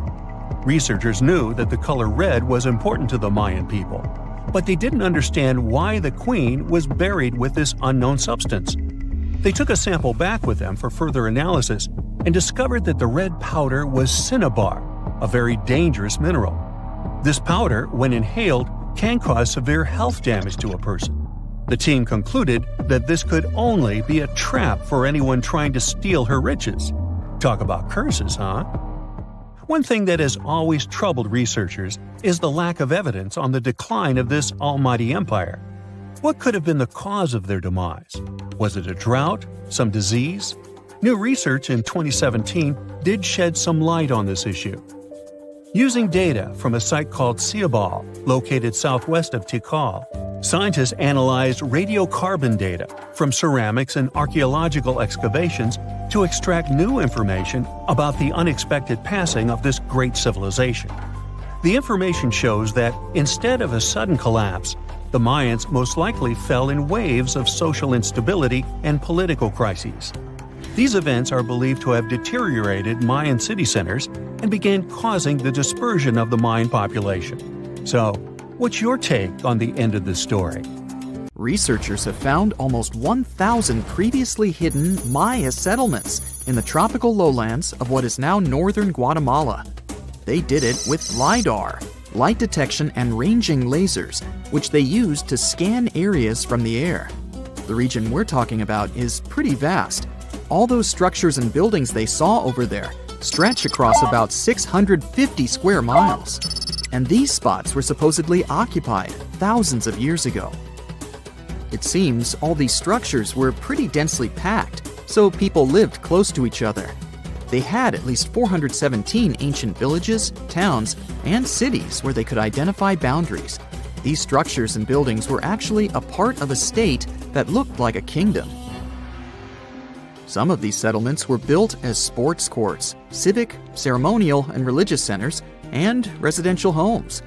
There were also massive palaces, platforms, dams, pyramids, and causeways across that area. People who lived there also had reservoirs where they collected water. So, they needed the power to organize thousands of specialists and workers. And they also needed many skilled people to build such structures without the technologies we have today.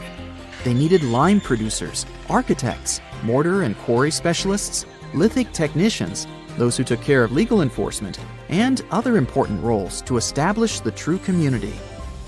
This cool laser scanning system researchers used while exploring this area can even penetrate very dense ecosystems and vegetation. The light bounces off different surfaces and then creates a digitally reconstructed map. This map is based on how much time it takes for the pulses to get back to a receiver. So, with this laser system, they discovered there were also lowlands for agriculture. So why exactly did the Maya settle in this region? It was a specific area. Plus, it was hard to build such an amazing kingdom in a tropical rainforest climate. Back in the old times, ancient peoples had mostly inhabited areas in drier climates. Over there, they would build water resources, which were some sort of the basis of society and a source of life. An example of this is Teotihuacan of Highland Mexico, although they did have a couple of navigable rivers they could use for transport and trade. But these rainforest areas had their advantages too. The Maya used natural resources like limestone, which was their primary building material, salt, and the volcanic rock obsidian, which they used for different tools. Also, they managed to find enough dry land to live and build homes there. The lowlands were seasonal swamps called bajos, and they were perfect for agriculture because of the fertile soil. Generally, the Maya built settlements that could endure rainy periods too. They were ready for different circumstances, including flood and drought, which is something you could see in how they built houses. Their architecture was also one piece of evidence that showed their community was like a centralized kingdom-like state, which shows they stuck together through tough times. The Mayan Empire was very powerful, and it reached its peak about the 6th century CE. They were excellent at pottery, agriculture, writing, mathematics, and calendars. They were the ones who created complex calendar systems, such as the calendar round, which is based on 365 days. Although some believed the Mayan calendar predicted December 21st, 2012 would be the end of the world, it was just a coincidence with the end of a certain full cycle. They would call it the long count calendar, and it lasts 5,125 years. The Mayan people left behind an impressive amount of astonishing architecture and symbolic artwork. Most of their stone cities ended up abandoned by 900 CE. No one still knows why the Mayan civilization in that area collapsed, although there are some theories. Some think that by the 9th century, these people had exhausted the resources around them to the point that they could no longer feed and sustain such a big population. Others believe some city-states didn't get along that well, so they broke down the traditional system of power they used to have. Some say it was all because of a very long period of drought. It could be a combination of all these factors, though. But one Mayan city, located on an island, even survived until the 17th century. It was long after the rest of the Mayan civilizations had been destroyed or abandoned. If you're a traveler, you might know the town by its modern name, Flores. Scientists believe about 2,000 people lived there. The earliest Maya people were farmers. They cultivated crops like beans, squash, corn, and cassava. As they had many interesting ingredients, they created hundreds of cool recipes. Many of those are still present even today. For example, in modern Mexican cooking. And especially popular are papayas, cacao, avocados, squash, pineapples, chili peppers, beans, and so on.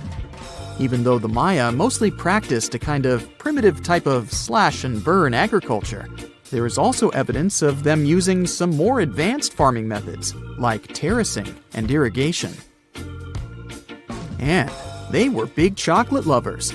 More than 3,500 years ago, the Olmecs of Mesoamerica probably turned out to be the first to realize that it takes some work for us to get such a cool thing as chocolate. But the Maya were the ones who turned it into a true form of art. Scientists found out about it when they found cacao in Mayan pottery. Their chocolate would be mixed with honey, water, cornmeal, and chili peppers. That's how you get a spicy, savory, hot chocolate beverage you can try even today in Mexico and Central America. Also, they used written language in their books. Their paper was made from fig tree bark, and using strips of that paper, they created a large library of books. Books made of this material are called codices, and 4 of these can still be found today. Sadly, many books were lost over time because of the humid climate or some human factors.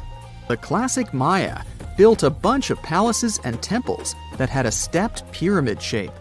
They decorated them with inscriptions and reliefs, which have earned them the reputation of being incredible artists of Mesoamerica.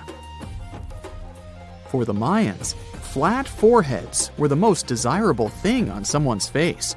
They were generally really into aesthetics, and having a flat forehead was one of the main things where you could meet their highest aesthetic standard. They also liked to glam up their looks with makeup and clothing.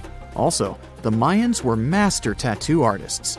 Actually, they were one of the first civilizations that started doing such forms of body art. They had a rich culture and believed in many things, such as fairies. Many civilizations across the globe believed in these mythical creatures, which had different names everywhere. The Mayans called those creatures aluxes. They would make sculptures of aluxes from wood or clay, take them to the forest, and hide in some secret spots. The Maya believed these sculptures would come to life during the night and take the role of guardians of their land, animals, and crops. The Maya believed caves were entrances that led to the underworld. You can even visit some of these caves if you like. For example, you can explore the jungles of Quintana Roo and Yucatan near Cancun. There are many spots where researchers found artifacts the Mayans had left behind. They were one of the first cultures that learned how to use rubber latex and make, for example, rubber balls for the many interesting games they had. They used natural latex and then probably mixed it with some other natural substances. That's how they came up with the bouncy balls they played with. They also built cool steam baths. The Maya had structures made from stone that looked like something we know today as bathtubs. Plus, they were building heated stone structures we know as sweat houses. Researchers found these in El Salvador and Guatemala, and they were previously hidden under volcanic ash. You are lost deep within the jungle in the Yucatan Peninsula setting. Soon, you'll be alone in the middle of an unknown rainforest. Guess it was a pretty bad idea to come looking for El Dorado on your own, wasn't it? You keep walking as fast as you can when suddenly, wait! What's this you're seeing? It looks like large stairways made out of stone. This definitely doesn't look natural, so you take a picture. Maybe you didn't strike gold, but you might have just found something relevant. Congratulations! You found Akamtun, a long-lost Mayan city, hidden 37 miles into the jungle. The name literally translates to stone column. Stone was probably in at the time, so these guys used a lot of it to build their pyramids, houses, and even ball courts. If you ever thought that Europeans invented ball games, think twice. Mayans love to play ball games for recreational purposes. Akamtun is part of a series of other long-lost Mayan cities that are being discovered with the help of new technology nowadays. We'll talk more about the other ones in a jiffy. Perhaps the biggest surprise of this one is that it was surrounded by wetlands, which is why the city was built on high ground. The city was monumental, covering an area of over 120 acres. That would be as big as 90 football fields right next to each other.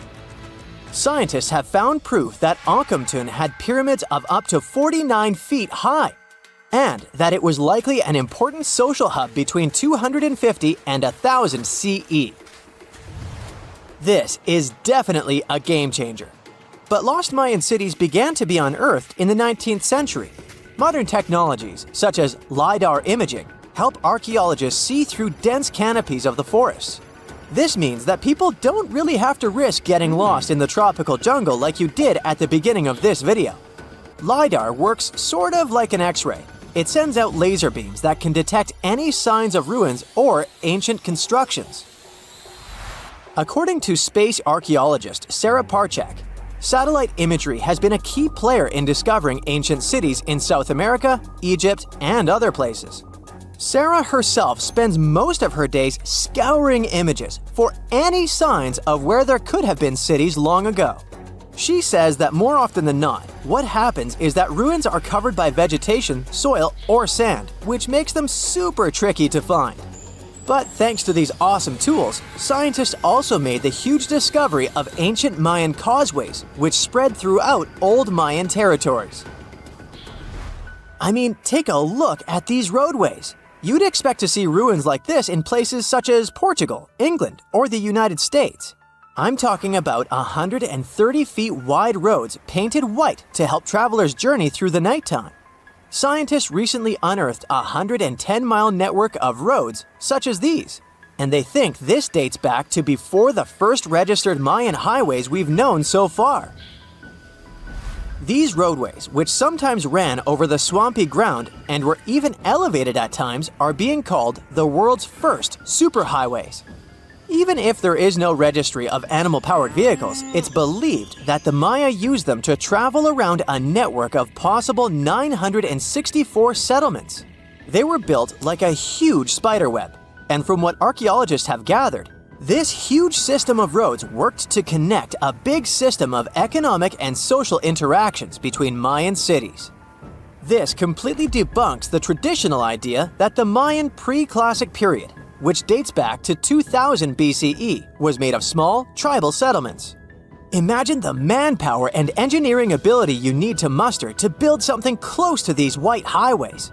Scientists believe that these causeways were built pretty much the same way as the Mayans built their pyramids, with a mixture of mud and quarry stone. Oh, and using several layers of limestone to make them white. That's pretty cool, right? But let's take a few steps back for a moment to get some context. The Mayans were one of the biggest pre-Columbian civilizations living in the Americas. Until now, experts believe that at its apex, the Mayan civilization consisted of over 40 cities with a population of millions of people. That's a lot of folks. Their civilization spanned Mexico's Yucatan Peninsula, Guatemala, and Belize. And they survived mainly on agriculture. The thing is, the Yucatan Peninsula was an extremely difficult place to grow crops. So the Mayans had to develop a complex irrigation system in most of their cities. They built a series of ceremonial buildings, pyramids, and plazas. The Mayans might have been keen pyramid builders, but they also developed an advanced astronomical system. With whatever ancient technology they had, they were able to predict the exact location of planets such as Venus and Mars, as well as the exact dates of eclipses. If you've ever seen examples of ancient Mayan cities, this is Tikal. Located at the heart of the Guatemalan jungle, Tikal is believed to have been the capital of the ancient Mayan conquest state. At its height, it was comparable in importance to cities such as London or New York in today's world. It's composed of a series of complex monuments. The North Acropolis is one of Tikal's most ancient complexes of monuments. Built solely by human hands around 350 BCE, it served as the resting place of kings and chiefs. Its monuments are up to 200 feet high.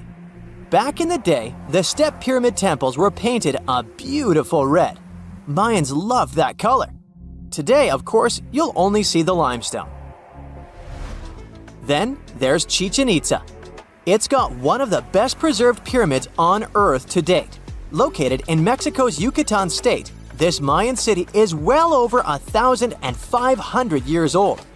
At its peak, it was home to 35,000 people. The site covers 4 square miles of land.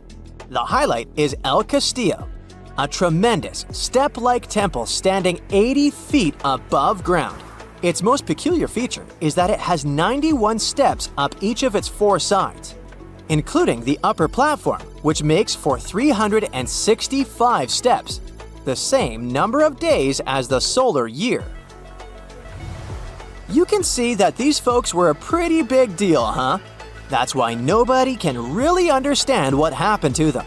There's a big lack of evidence on the decline of this almighty empire. What could have been the cause of their demise? Was it a drought? New research in 2017 did bring some new discoveries into the mix. Using data from a site at Ceibal, located at southwest of Tikal, Scientists analyzed radiocarbon data from ceramics and archaeological excavations to extract new information about the unexpected demise of this great civilization. The information shows that instead of a sudden collapse, the Mayans most likely fell in waves of social instability and political crises. These events are believed to have deteriorated Mayan city centers and began causing the dispersion of the Mayan population. It's hard to pinpoint the exact causes, though. But hey, recent discoveries are shedding a big light on humanity's past. Not only about the Mayan Empire, but about other long-lost civilizations of South America. A major recent discovery in Brazil was done using satellite imaging technology and is also shocking scientists. Some images from near the Xingu River, also in the Amazon, suggest that cities of millions of people might have existed inside the jungle, way before our modern civilization ever existed. I mean, if this doesn't shock you, I don't know what will. Satellite imagery also detected a network of trenches dating back to 200 and 1200 CE in the Bolivian Amazon forest. These proofs suggest settlements that could have supported around 60,000 people right in the middle of the Amazon forest. When researchers from the University of Florida went on ground to check the satellite information, they were shocked to find several mounds that were accompanied by ditches and geoglyphs. Archaeologists also found remnants of carefully designed walls centered around plazas, much like the type of construction done by the ancient Mayans. Whoa! It's a huge flying island right above your head. In the era of AI, you may think it's nothing but a neural network video, but let me tell you that first, it's very much real. Two, if you want, you can as well visit it. It may even hold the key to the El Dorado secret. This place is called Roraima, and it's actually not an island at all. It's a mountain. Due to a number of factors, we get this vision of an island floating somewhere above us. But it's all about the flat top this mountain has. There's no standard peak, so it looks flat and the thick clouds get blended into the skies, thus creating this optical illusion.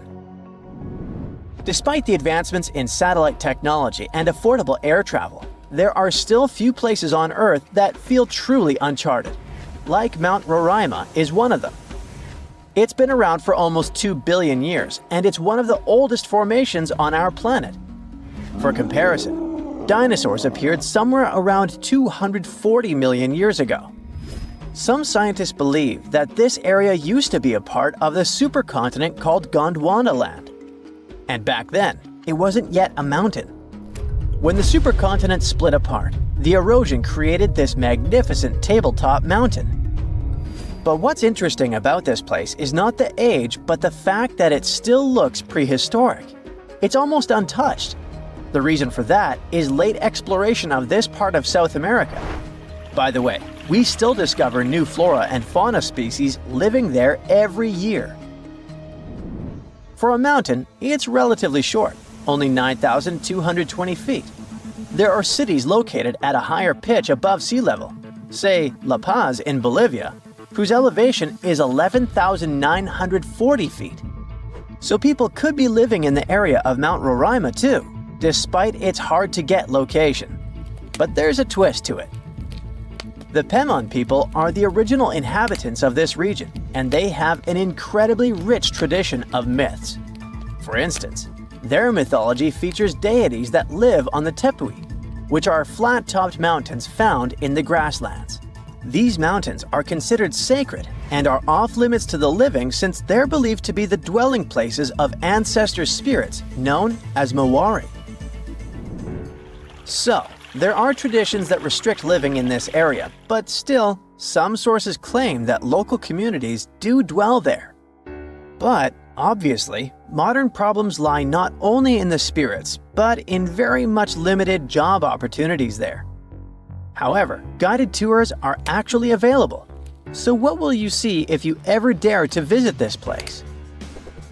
At the base of the mountain lies an evergreen rainforest featuring trees that range in height from 82 to 150 feet, with some specimens reaching up to 200 feet. Some of them are endemic for sure, meaning that it's the only place in the world where you can find them. Like, you can find orchids as large as a medium-sized tree.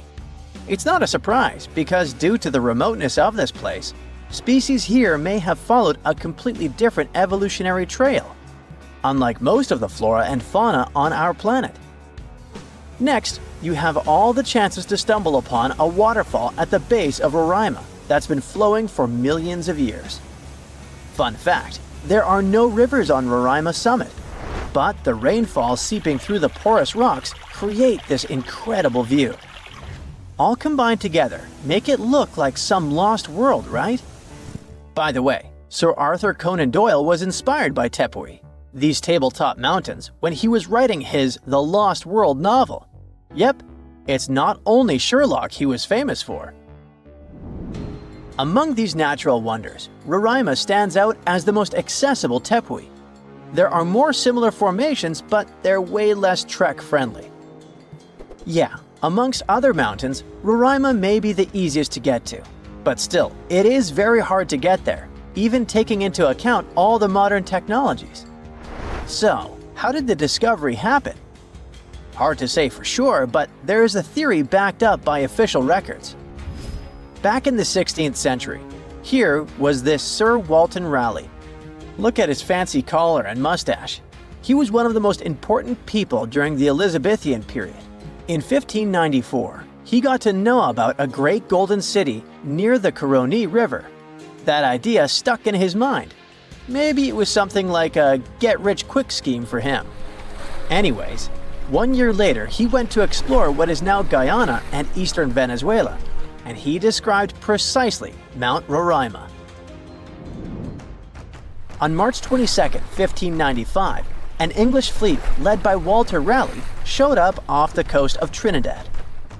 Raleigh tried to make nice with the Spanish settlers there by trading and even inviting them aboard his ships for some entertainment. After a few drinks, the Spaniards opened up about a person having some particular activities in Guyana, sharing insights about the land's geography and the treasures they believed were hidden inland. Fast forward to April 7th, Raleigh pulled off a surprise attack on the town of San Jose and managed to capture this very person. After squeezing him for information, Raleigh declared his own plan to head into Guyana on a quest for the legendary Golden City. Since his ships couldn't navigate the narrow channels of the Orinoco Delta, Raleigh had his carpenters modify one of them, likely a galleass, to only draw 5 feet of water. This ship could carry 60 men, while another 40 were split among smaller boats. Progress was slow as they navigated through the delta, getting lost in what Raleigh described as a labyrinth of rivers. Eventually, they made their way to the Caño Manamo, and then into the main Orinoco River. A bit further upstream, where the Orinoco meets the Caroni, Raleigh encountered a native chief named Topiawari, and they hit it off. Topiawari revealed that his people had been pushed out of inland Guyana by a fierce tribe from the west. This fed into the prevailing belief, shared by both the Spanish and Raleigh, that El Dorado was home to runaway Incas from Peru. Topiawari also mentioned that the invading tribe was rich in gold, claiming that their nearest town, just a 4-day trek south, was the source of gold plates that were being traded far and wide. But he hinted that even finer treasures lay deeper in the land. Raleigh then made his way to the mouth of the Caroni, but strong currents halted any further progress. He sent out 2 scouting groups on land, while he led a 3rd one. They unearthed a few shiny stones that they eagerly dug out of the ground, but most turned out to be worthless. They learned that a massive lake about 40 miles wide lay at the head of the Caroni, filled with alluvial gold. However, with no way to move forward and the Orinoco's waters rising, Raleigh had to call off the expedition, hoping to come back when conditions were better. It wasn't until 1616, over 20 years later, that Raleigh got the go-ahead from James I for a second try in Guyana. He assured the king he could retrieve a lot of gold from a mine near the Caroni, that he had heard about on his earlier trip. James specifically ordered him not to clash with the Spanish, who were still controlling the Orinoco area. When Raleigh arrived in South America, he stayed on the ship while sending Lawrence Kemmys and a team to look for the mine. For reasons that remain unclear, Kemmys ended up attacking and capturing the Spanish town of Santo Tomé, resulting in the demise of Raleigh's son Wat during the skirmish. Unable to find the mine, the crew returned to the ship, and facing Raleigh's anger, Kemmys took his own life. Back in England, Raleigh was put on trial for allegedly lying about the mine and trying to provoke a conflict with Spain, which ultimately led to his execution. Or maybe those were the Maori spirits who didn't appreciate the intrusion. Can you tell me what date it is today? Piece of cake. You just look at your smartphone and voila, you immediately know the day, month, and year. But was it always this easy to tell the date? Did the ancient people even have the concept of a year that lasts 365 days? Yes and no. Mayan calendars had cycles. That's close to what we call a year. But the Mayan cycle was much longer, 819 days. And this is where the mystery begins. 819 days compared to what? When does this calendar begin, and when does it end? Scientists were asking themselves this question for decades. They discovered and deciphered the Mayan calendar during the 1940s. Recently, two American scientists, John Linden and Victoria Bricker, came forward with a solution. So, what did they do differently from their predecessors? The duo deciphered the code by broadening their thinking. They expanded the calendar from 819 days to full 45 years. That's 20 times longer than the original cycle. And a pattern started to emerge. This was a major breakthrough because the Maya told time in a complicated way. You can forget about the easy-to-read Arabic numerals we have today. These ancient people used glyphs. These are tiny images that represent characters. Something like the icons on your desktop or universal symbols. When you see a little dot with 3 curved lines above it, you know there is a Wi-Fi network available. The Mayan calendar used glyphs that represented animals or natural phenomena. For example, there were symbols for a jaguar and an eagle. Each glyph marked one day. Each cycle is repeated 4 times, 8 and 19 x 4. Let's call these 4 cycles blocks. The Mayas colored each block differently. Scientists thought these colors corresponded to the 4 cardinal directions. Red was east, white, north. West was black, and finally, yellow marked south. But then the 1980s came. Yeah, this was a weird decade. The calculations were all wrong. Researchers determined that the colors were associated with the position of the sun in the sky. It turned out that the color yellow represented the highest point of the sun, which is called a zenith. White was the lowest point, called the nadir. It seems that the calendar showed just how good the ancient Mayas were at astronomy. This is most evident at Chichen Itza. This principal Mayan city is located on the Yucatan Peninsula, Mexico. There stands an impressive step pyramid. It is dedicated to the feathered serpent deity, and its alignment is perfect. Something marvelous happens here twice a year, during the equinoxes, March and September. These are the times when the sun shines directly over the equator. On these 2 dates, the day and night last the same. At the site of the pyramid, sunlight first illuminates the sculpture of the serpent head at the base of the structure. Then it makes its way up the 91 steps. This creates the illusion that a snake is slithering down the pyramid. Even today, people gather to witness the sight. And it must have been more impressive when the Mayas completed the structure 1050-1300 CE. Do you know what a synodic period is? Neither do I. But Mayan astronomers did. A synodic period is the time that passes before a stellar body does a full lap. For example, this is the period between 2 full moons. When you look from Earth, this period lasts roughly 30 days. And the Mayas were looking at the skies non-stop. They carefully noted the synodic periods of all planets. From Venus to Saturn, these ancient astronomers kept records of nearly all celestial bodies. But what does this have to do with their calendar? The American researchers' calculations revealed the link. Let's take the planet closest to the Sun as an example, Mercury. Its synodic period is 117 days. Multiply that by 7 and you get which number? Exactly 8 to 19, when 17 x 7 equals 819. Coincidence? Definitely not. because synodic periods of other planets also neatly match the magical figure 819. But this is not visible from a single Mayan cycle. Scientists had to expand it several times to discover the pattern. There is a reason why no one could decipher the code for so long. They were focused on a single planet. The trick was to add the Mayan calculation for all the planets. Researchers just needed to see the bigger picture. This brings us to the year 2012. Can you remember that some people thought that the world would end on December 21st? That turned out to be a bust. We are alive and well now. But what started this false rumor? The Mayan calendar, of course. You see, these ancient people based their calendar on long periods of all the planets. That included a lot of complicated math and a lot of multiplying. This 2012 was simply the time when their cycle ended. It is known as the long count. This period is the same as our year. For the Mayas, 2012 was something like the 31st of December for us, just an end of a cycle in which they measured time, so there was no need to panic. Those New Year's Eve parties might be a bit wild, but the world doesn't end on January 1st. The Mayas stretched more than their calendar. Rubber was the name of the game. Yes, you've heard it correctly. These ancient people were making different grades of rubber 3,000 years before one famous American did, Charles Goodyear. They would extract natural latex from the rubber tree. This is a milky substance that can be turned into rubber. And they weren't the only ones. Scientists found evidence that their neighbors, the Aztecs and the Olmecs, did the same. But what did they do with rubber? They didn't need car tires, definitely. But it's cool to have a nice pair of sandals for the beach. The Spanish wrote about rubber sole footwear that natives wore. Sadly, scientists still haven't found them. That would be a big step for archaeology. So the Maya were playful with rubber, literally. Researchers guessed that they produced balls from latex.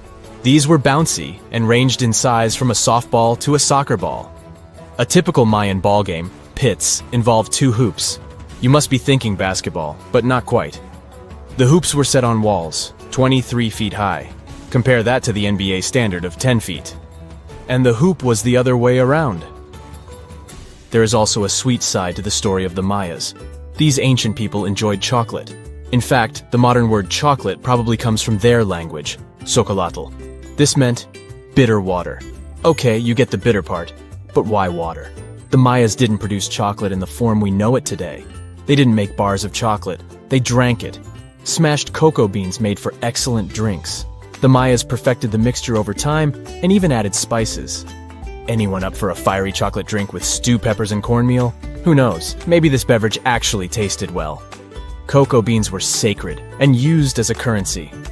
Researchers believe all social classes got to enjoy it. Free chocolate for all sounds nice even today. But where did the Mayas get clean water for their cocoa drinks? From the oldest known filtration system in the Western Hemisphere. It was based on zeolite. These are minerals that contain aluminum and silicone compounds. And guess what? Modern air and water purifiers still use this material. Mayan tech wins yet again. Back in Europe, Roger Bacon developed a sand filtration system in 1627, some 1,800 years after the Mayas. But what about regions without rivers, lakes, or springs? Mayan engineers had it all figured out. Rainwater. They would carve out large reservoirs in the limestone bedrock. Then, they would coat these underground caves with a layer of a watertight material. The final step was to make small channels that collected water from the hills above. Scientists estimated that just one of these reservoirs could hold on average 10,000 gallons of rainwater, enough to fill 55 modern hot tubs. You get the unique opportunity to travel to Ethiopia. Wandering around the city of Lalibela, you stumble upon a huge pit carved in the ground. You approach it carefully, and soon enough, you see a magnificent terracotta building. So richly detailed, it leaves you mesmerized. But that's not all. There are 10 other pits just like this one, hiding King Lalibela's 12th century buildings. All 11 constructions are different from one another, yet share a similar recognizable style. They were hand-carved over the span of 24 years, only with the help of chisels, which is unbelievable given that these buildings are up to 50 feet high. That's about as tall as 5 African elephants stacked on top of each other, if you could do that. This unconventional way of construction made them entirely monolithic, meaning they were carved out of just one gigantic piece of rock. Pretty impressive, huh? Once you leave Ethiopia, you grab a flight to southern Italy, right there on the tip of the boot. No hiking is needed here. Whew! Your friend takes you to a site called Sassi di Matera. It's a Paleolithic city carved in the slope of a steep hill. You might feel like you've traveled in time here, as local stone houses and ancient buildings are unlike anything you've ever seen before. The site, also known as De Sassi, is suspected to be one of the first human settlements in Italy, dating back to over 9,000 years ago. Wandering around the town, you might get invited inside one of the cave-like houses. Oh, and as weird as it may sound, some of the streets run on top of people's homes. Talk about Paleolithic urban planning. You're probably becoming an expert on rock-cut architecture by now, but there are still a few sites left on your list. Next off, you head to Slovenia to visit the world's largest cave castle. This medieval castle was built on top of a 400-foot-high cliff and was designed to be impenetrable. Luckily for you, security is much more relaxed today. Still, if you're looking for a more challenging and less touristy way inside, you can get into the castle through one of its many underground tunnels. They were built over 800 years ago for the owner of the castle. He needed secret passageways to sneak supplies. Today, Pajama Castle is both enchanting and mysterious. I'd say it depends on whether it's a warm sunny day or a cold stormy night. After this medieval experience, you head on to visit Petra, a magnificent Jordanian monument found in the middle of the desert. To get around here, you'll need a large supply of water and sunscreen because it's going to get hot. But this site is worth it. The city of Petra is a marvel of the ancient world. Back in the 4th century BCE, this region was a trading hub at the crossroads of commercial routes. Petra was a wealthy city, home to the Nabateans, an Arab Bedouin tribe that thrived in the region for many years. The rock-carved gate-like structure Petra is famous for is called the Pharaoh's Treasure. It stands at the main entrance to the site and is said to have a treasure hidden inside. You might feel tempted to check it out for yourself, but that's an adventure for another trip. For now, you hop on another plane ride, this time to the Americas. First, you visit the USA, more specifically, the mountainous state of Colorado. You make your way to Mesa Verde National Park. There, in between the greenery and abundant vegetation, you'll find over 600 dwellings built in the cave beneath the cliff, carved deep into the mountainside. This ancient village is now considered a heritage site. The local Puebloan tribe built it back in the 1190s. One of its main buildings is called the Cliff Palace. It's a multi-story construction built from sandstone and mud mortar. The palace alone housed over 150 rooms. If you're feeling sporty, you might want to visit the balcony house. To get there, you'll have to climb a 32-foot ladder. You'll get to see a mid-sized village of 38 rooms, including 2 kivas. Those are traditional chambers that were built by the Puebloans for ceremonial purposes. Still in the U.S., you make your way to the hills of South Dakota. You're there to visit one of the world's most impressive human-made sculptures on Mount Rushmore. What's so mysterious about this place, you might ask? Well, during Mount Rushmore's construction, a 70-foot-long secret tunnel was built behind the head of Abraham Lincoln. The tunnel was supposed to hold all the documents and artifacts important to the United States history. After the designers thought it through, they decided it was better to hide them in a safe box in the floor of the tunnel. The box holds the history of how Mount Rushmore came to be carved, as well as a brief history of the U.S. and the 4 presidents depicted on the mountain. Amazing, right? Now, you're headed down to Machu Picchu, a South American site hidden between the Peruvian mountains. Machu Picchu itself is already a mystery. Researchers still don't know why or even how the ancient Incan civilization managed to engineer the stone-built citadel all the way back in 1450 CE. To get there, you must endure a 3-day hike, reaching the impressive altitude of 8,000 feet above sea level. Or you can get a train, but that's no fun, right? You're here to check on a relatively new discovery. Back in 2010, French engineer David Crespi was taking measurements of the Inca ruins when he noticed a door he had never seen before. It was sealed off by stones. He went back to the site a few months later with an electromagnetic scanner. The scanner, which could detect objects behind walls, showed there were copious quantities of metals behind that sealed door.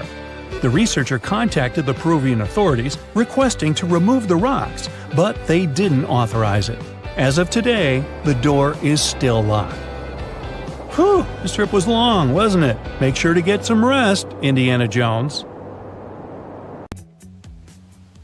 Hey, if you think Stonehenge is one of the oldest stone monuments ever, well, let me introduce you to Göbekli Tepe. Buckle up, we gotta travel to Turkey to meet this really old guy. Yeah, he's too old to travel. Jokes aside, Göbekli Tepe, an archaeological site located in southeastern Turkey that dates back to the Neolithic period around 10,000 BCE. It's considered to be one of the oldest and most significant archaeological discoveries in recent times. The site consists of a series of circular and rectangular structures made of stone pillars. Yeah, it does look like its younger brother Stonehenge. Some of those pillars are decorated with intricate carvings of animals and other symbols. Now, you maybe wonder, hey, why on earth did they make such a fascinating building? What was its purpose? Sorry, I got no answer for that. The purpose of the site is still unknown, but it is believed to have been a ceremonial center for the ancient people who lived in the area. The discovery of Göbekli Tepe has challenged long-held beliefs about the development of human civilization, as it suggests that complex societies may have emerged much earlier than previously thought. Okay, pack your stuff, our travels just started. Next destination, Masada. It's an ancient fortress located in Israel on a plateau overlooking the Dead Sea. Hey, look at that view, spectacular, huh? It was built by King Herod the Great in the 1st century BCE, and it was very smartly built. Within the fortress, there were various facilities such as storehouses, barracks, a palace, and a set of cisterns capable of holding approximately 40,000 cubic meters of rainwater. People living there believed that the collected runoff from a single day's rainfall could provide sustenance for over 1,000 individuals for a period of 2 to 3 years. Access to the fortress was limited to 3 steep and winding paths leading up to fortified gates. Still, at one point, the fortress was occupied by people who had fled Jerusalem after the city was captured by the Romans. They held out against the invaders for several months, but eventually they were defeated. But these guys didn't surrender. The story of Masada has become a symbol of resistance and bravery. Today, Masada is a popular tourist attraction and a UNESCO World Heritage Site. The next flight is going to be short. We're popping over to Egypt to see the Karnak Temple Complex. It's a vast ancient Egyptian temple complex located in the city of Luxor, Egypt. It was built over a period of 2,000 years and covers an area of more than 200 acres. The complex is dedicated to the worship of the deity Amun-Roka. Wait a minute, that should be Amun-Ra, and it was one of the most important religious centers in ancient Egypt. The Karnak Temple consists of several temples, chapels, and other buildings, including the Great Temple of Amun, the Temple of Khonsu, and the Temple of Ptah. Ptah! The Great Temple of Amun is the largest and most impressive temple in the complex, with massive columns, statues, and other decorations. One of the most famous features of the Karnak Temple complex is the Avenue of Sphinxes, which is a long avenue lined with Sphinx statues that leads from the entrance of the complex to the Great Temple of Amun. Another notable feature is the Hypostyle Hall, which is a massive hall with 134 columns that are over 70 feet high. The Karnak Temple complex is a popular tourist attraction and a UNESCO World Heritage Site. It's considered one of the most important archaeological sites in Egypt and provides a fascinating glimpse into the religion and culture of ancient Egypt. Hey, we can't hop on the next flight and leave Egypt until we see the Pyramid of Djoser.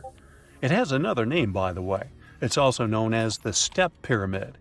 This ancient Egyptian site is located in Saqqara. It was built during the 27th century BCE for the pharaoh Dozier by his architect Imhotep, who is considered one of the most important figures in Egyptian history. People believe this pyramid is the first monumental structure built entirely of stone and is an important example of early Egyptian architecture. The pyramid originally stood at 203 feet tall and was surrounded by a complex of buildings and courtyards. It was constructed in 6 layers, each smaller than the one below it, giving it the distinctive step-like appearance. The pyramid was used as a burial place for Pharaoh Dozier and was surrounded by a vast necropolis that contained the tombs of many other important officials. The Grateful Dead? The Pyramid of Dozier has several renovations and additions over the centuries, including the addition of a limestone casing that covered the original step structure. However, much of the pyramid was destroyed over time, and today only the central core remains. Despite this, it remains an important archaeological site and a popular tourist attraction in Egypt. Alrighty, we're ready to move on. There's one more pretty recent discovery we gotta see today. The Tower of Jericho was only discovered during excavations in the 1950s and 60s. It's an ancient stone tower located in the city of Jericho in the West Bank.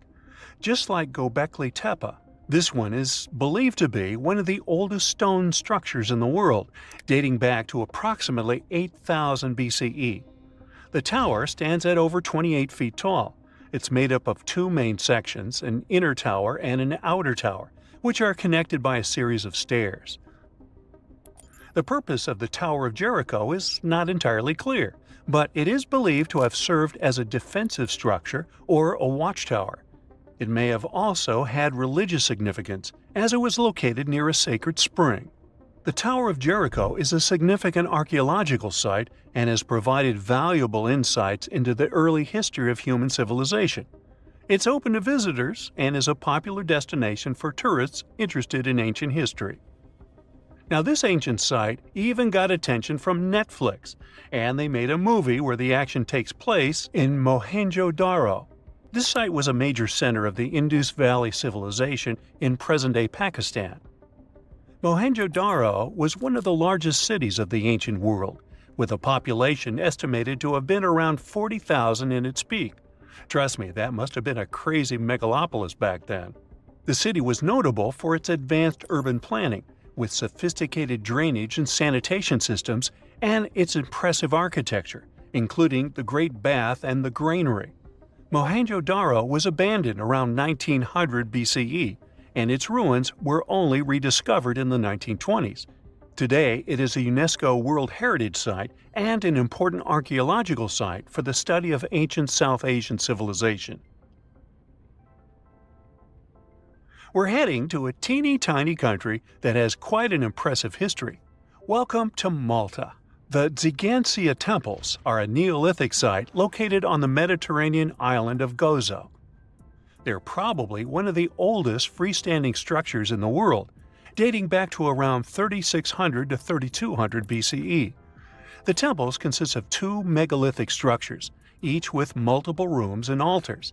The name Xigantia means giant tower in Maltese, as people believe that only giants could have built such massive structures. The temples are believed to have been used for religious purposes and are considered to be an important example of prehistoric architecture. They were added to the UNESCO World Heritage List in 1980. Well, you must be pretty tired, but there's one more place we gotta visit today. Our plane is already landing in Armenia, and we're here to see the Temple of Garni. Look, this one is well preserved. This temple dates back to the 1st century CE. It was built by King Tiridates I as a dedication to the sun deity Mir. Sadly, the temple was destroyed in the 17th century during an earthquake, which is quite a common thing for this area, but it was later reconstructed in the 20th century. Today, it's a popular tourist attraction and is also listed as a UNESCO World Heritage Site. Behind those huge steel doors is one of the most guarded places on Earth. It's known as Site R, or the Raven Rock Mountain Complex. You'll find it in Pennsylvania. The construction is 60 stories underground. and is said to be a safe place for people in case of a natural or human-made disaster. There's not a lot of information online about this mysterious place, but what we do know is that it's equipped with 38 communication systems. It's obviously not available for visits via Google Earth, but you can catch a quick glance at the 2 gates that face the complex. Vatican City is one of the most famous enclaves on Earth, and it's certainly worth a visit due to its wonderful architecture and vast list of art pieces to check out. One place, however, will always be off limits for visitors: the Vatican's secret archives. They have some of the oldest and rarest books on Earth. These archives are available only to a limited number of people, and since they have been visited by a small number of people so far, they also trigger a lot of weird theories. For example, that there may be books proving there's life outside our planet. If you're fascinated by shipwrecks, you'll be interested to know that one of the largest wrecks you can see on Google Earth is on North Sentinel Island, India. It used to be called the SS Jassim. It was a Bolivian ferry that sank in the area back in 2003. The reason why people can't visit it physically isn't because of the ship itself, but because the island is home to the world's most dangerous tribe. We don't really know how many people live there, but it was estimated that between 50 to 400 people call this place home. And they really don't like tourists. No person that tried to reach them survived. Also, to protect them, their privacy, and their special status, the island is closely monitored by the Indian authorities. That's mostly because it's believed the locals don't have any immunity to modern diseases. So being in contact with foreigners might be dangerous for the tribe's people, since they've never seen the outer world. A huge pink bunny appeared seemingly out of nowhere in the Italian Coleto Fava Mountains back in 2005. Besides the locals, some people stumbled upon it online too. They were puzzled by the discovery. Unfortunately, that 200-foot-tall bunny is completely gone today. You can still find the images of it online though. The unusual object was designed by artists from Vienna. They encouraged tourists to climb, jump, or even take a nap on top of the large rabbit. The whole purpose of the project was to allow people to experience what it would be like to live as smaller creatures. The bunny didn't have any removal date at the time it was placed there and was expected to last at least until 2025. But Mother Nature had other plans. A Japanese artist decided to move back to her little home village named Nagoro. But she soon found out that most of her neighbors were moving to bigger cities. To deal with loneliness, she started putting together scarecrow-like dolls, or kakashi, and placing them all over her garden. She didn't stop there though. The artist soon began doing the same with many other places in her village, creating dolls and placing them as if they were taking part in various human activities. These dolls keep moving around too, but the woman likes to stay true to her story and insists she doesn't touch them. You can see the images of this quirky village on Google Maps. This weird portal was discovered via online maps in New Baltimore, New York. It gave people all sorts of bad dreams. With spooky-looking buildings and all sorts of blurry figures, this area soon became a source for many weird internet theories. Turns out it was nothing more than a technical issue, which resulted in those images being rendered in a distorted manner. Either way, if you look for these images on Google, you won't be able to unsee them. This cute miniature world map was created by an artist from Denmark. He continuously worked on this tedious project from 1944 until 1967, using mostly his hands and just a few tools for moving heavy rocks around. He gathered stones at the edge of the water, then recreated the map of the world on the surface of this lake. During the winter, he was able to use a sled to transport larger pieces of rock over the ice and then place them in the perfect position. Apart from the continents themselves, the map also features rivers and lakes, as well as some other famous landmarks. Care to have a look at a sea without any coasts? Search for the Sargasso Sea. You'll find it in the northern Atlantic Ocean. This weird sea is surrounded by 4 ocean currents and no dry land at all. It got its name from the seaweed that grows there, sargassum. Fingerprints on the lens of a satellite camera? You may be tricked into thinking this if you search for the Finger Maze. It's located in the city of Brighton, UK, and is a large fingerprint created in Hove Park. It also has a maze at the center.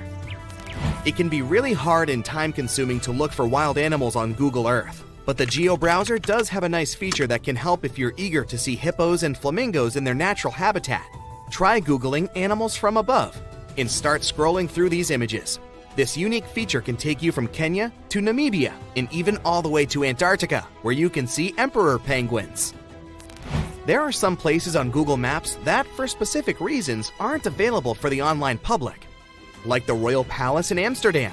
If you head over there via Google Earth, you'll see that everything around the Dutch Royal Palace is still visible, like the vegetation and roads, but the construction itself is blurred from all angles. That's probably because local authorities want to keep the unique views of the palace for the eyes of physical visitors only. The same goes for the Tantaco National Park in Chile.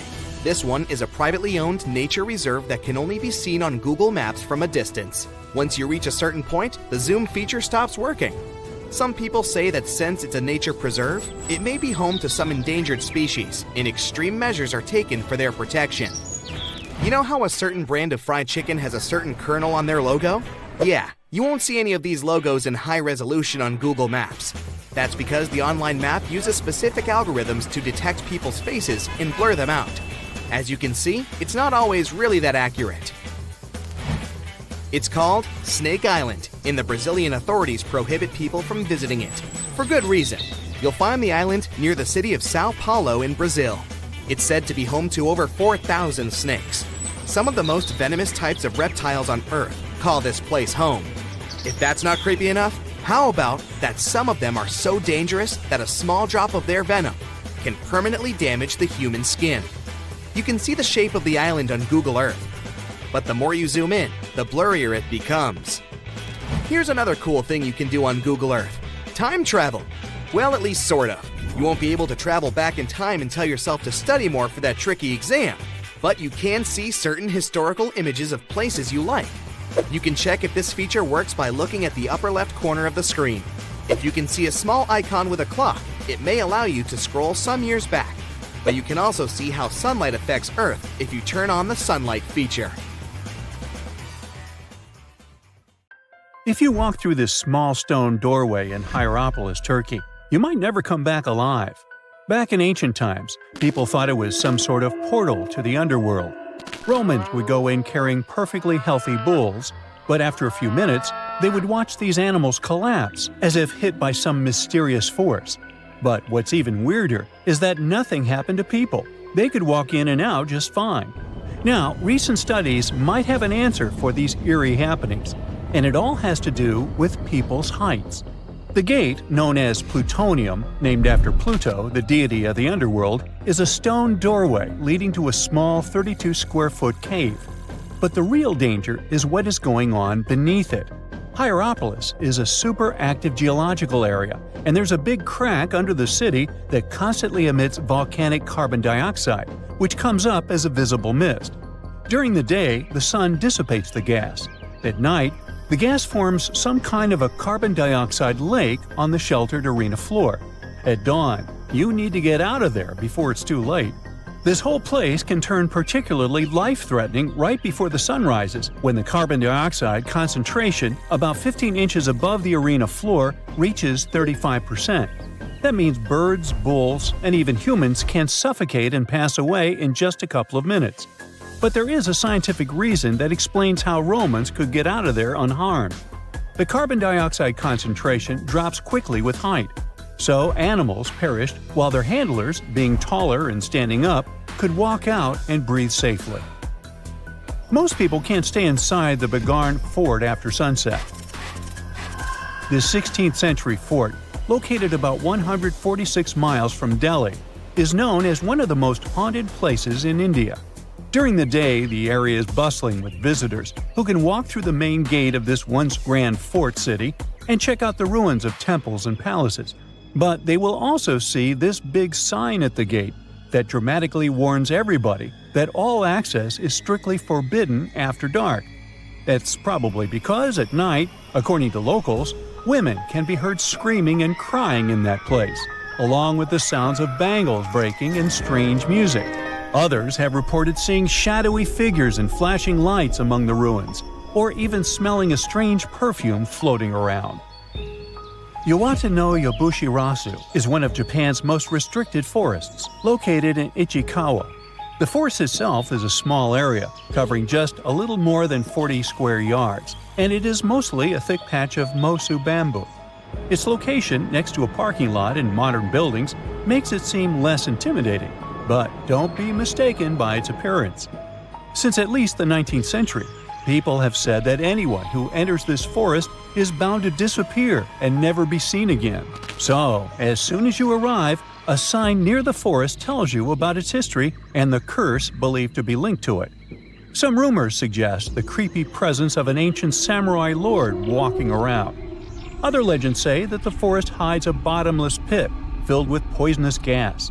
Whether these stories are true or not, today, the area is enclosed by stone walls, and entry is still strictly prohibited.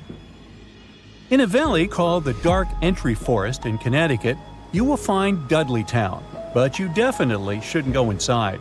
Not only has the land been private property since the 1920s, but it is also known as one of the spookiest places on Earth. This place was first settled in the early 1740s, and many of the original settlers were from the Dudley family. That's why it's called Dudleytown. There's a local rumor that the town's founders were descended from Edmund Dudley, an English nobleman who lost his life for treason. The legend says this curse followed the Dudley family all the way across the Atlantic to America, and their misfortune is said to be responsible for crop failures, mental problems, and several tragic incidents in the village. Again, it is all just rumors, since historians haven't found any real evidence to support these claims. Still, the pitch-black surroundings and the eerie Blair Witch Project vibe going on in that place fueled ghost stories in the 1980s. This led to many cases of vandalism in the following decade, and because of that, the landowners closed the area to the public. This old abandoned building used to be the fancy palace of King Farouk's family, who was the penultimate king of Egypt back in 1936. After his family members passed away, the palace was turned into a morgue. Locals say that today, the whole place is super creepy and off-limits. Some people have reported seeing light bulbs flicker and shadows move around, making strange noises. Once, a group of kids allegedly went inside and totally freaked out when they found all the doors had suddenly disappeared, leaving them in complete darkness.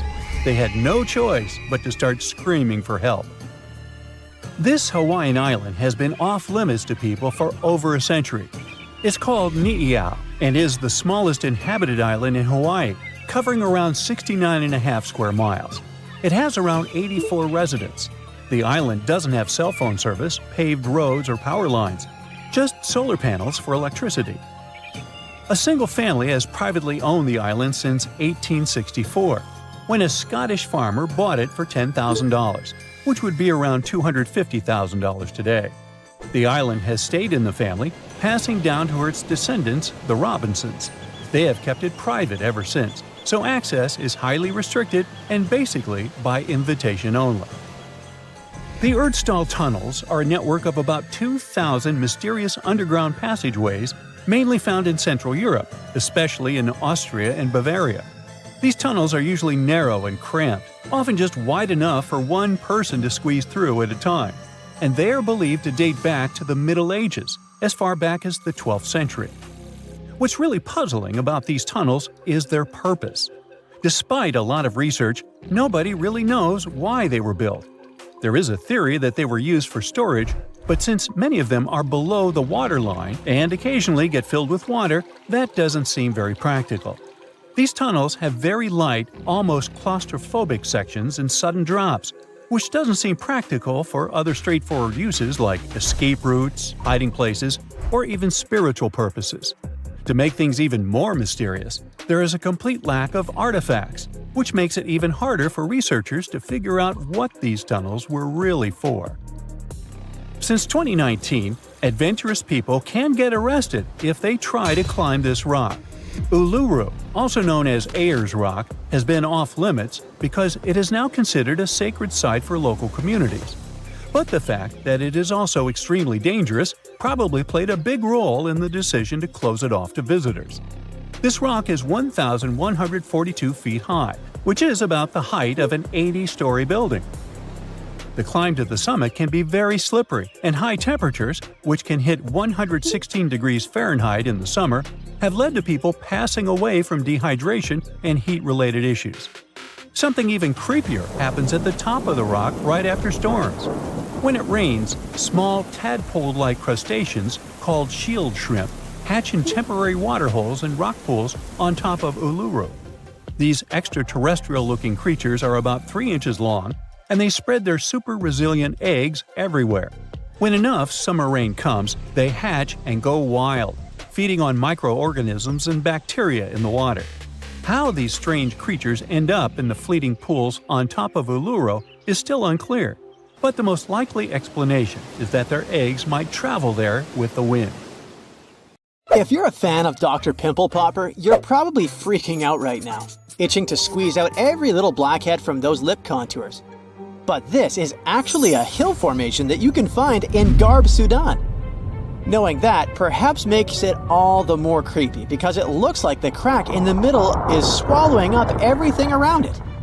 This black hole scenario brings to mind our next stop, Vostok Island. This eerie spot is a 59-acre coral atoll situated in the southwestern Pacific Ocean, about 400 miles northwest of Tahiti. If you check it out on Google Earth today, it looks like it's been totally blacked out, sparking all sorts of wild theories. People keep saying that this place is some top-secret base, or even a fictional island straight out of Lost. But what we see here is actually just a dense, dark green forest made up of Pisonia trees. Since nobody lives there and hardly anyone ever visits, the island is pretty much untouched by humans. This massive star, or mandala, is situated just outside Beatty, Nevada. It has got the internet all puzzled, with people trying to figure out if it's evidence of some kind of extraterrestrial activity. To add to the mystery, this spot is right by the Tonopah Test Range, which is also known as the famous Area 52.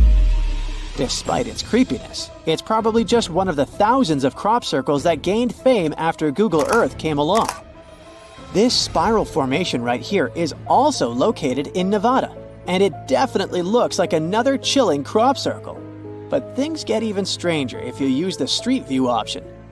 As you zoom in closer and closer, you'll notice that it's made up of carefully arranged rocks. This labyrinth, so to speak, is part of an open-air museum situated in the ghost town of Rhyolite. And if that's not creepy enough, take a look around, and you'll see dozens of eerie men in white cloaks. Despite their lifelike appearance, these silhouettes are actually statues from an installation created by a Belgian artist in the 80s. Even stranger than stumbling upon a large circle on the ground is finding a bunch of them. Our next location in Wyoming is filled with peculiar circle structures to the point where it's hard to count them all. During the 20th century, this U.S. state shifted from a farming economy to an industrial one, dominated by the extraction of oil, gas, and coal. So, these circles are likely remnants of a tank farm. I mean, places where oil storage tanks used to be located. If you want to avoid nightmares, I highly recommend not searching for the mausoleum of Emil Becker in Poland. If you happen to find it by using the Street View mode, prepare yourself to face an abandoned place with the most terrifying sculpture there is. Oh, the creeps. Keeping on the spooky side, let's head to an isolated corner of Kazakhstan, where you can find a pentagram etched into the Earth's surface. This formation is huge, measuring roughly 1,200 feet in diameter. Before you jump to conclusions about this formation being related to some kind of underworld deity worship, it's worth noting that the pentagram actually turns out to be the outline of a park designed in the shape of a star. The star shape is marked by roadways, which are now lined with trees, making the star shape even more distinct in aerial photos. You can spot this peculiar symbol from quite a distance. At first glance, it might even resemble an otherworldly alphabet, as if a highly intelligent civilization is trying to send us an alert message. But this mystery is already solved. We are in De Hoge Veluwe, a Dutch national park located in the province of Gelderland. And these lines are actually part of the park's logo. Search for these coordinates to find what looks like a land formation straight out of an extraterrestrial landscape, or perhaps a set from Avatar. This place, located in Inner Mongolia, China, is believed to be a granite mine. But it's a bit of a mystery why it has such a striking blue tone on Google Earth. If you check it out on Microsoft Bing Maps, for example, the same location appears in a much more natural tone. In the Australian outback lies a massive geoglyph known as the Maori Man. Discovered in the late 90s, it appears to represent an indigenous Australian man hunting with a boomerang or stick. The figure stretches for more than 2 miles in length and about 1.6 miles wide. It has deep furrows carved into the ground, which adds to the complexity of its formation and origin. Despite efforts to uncover its purpose, its origin is still a mystery. This is Desert Breath, located in the Sahara. Like many things you have seen in this video, this formation also sparks speculation about it being created by extraterrestrial beings. But a quick Google search clears up that mystery. It turns out this is an art installation created by a group of 3 Greek artists back in 1997. They went all out, moving around a whopping 280,000 square feet of sand and even creating a large pool in the middle of it. Egypt still holds many mysteries, and you can explore them yourself with Google Earth. That's how some people stumbled upon this striking triangular-shaped plateau and immediately jumped to the conclusion that they discovered a hidden pyramid. However, experts quickly dashed their hopes. They believe there's no plausible explanation for a pyramid to exist in this area, located 8 miles west of the Nile Valley edge in Upper Egypt. This discovery is likely nothing more than a hill that has suffered the effects of erosion, combined with a heavy dose of wishful thinking. In some cases, nature itself is responsible for creating frightening sculptures, like the Badlands Guardian in Alberta, Canada. If you look at it from above, you'll notice not one, but 2 human heads emerging from the landscape. These gigantic beings were sculpted by rainwater erosion on layers of clay-rich soil. Ironically, additional human-made structures give the impression that this one is wearing wired headphones. It seems that deserts are a prime spot for discovering strange images on Google Earth. So our next stop is China. In the Gobi Desert, you'll come across zigzagging white lines that look kind of random.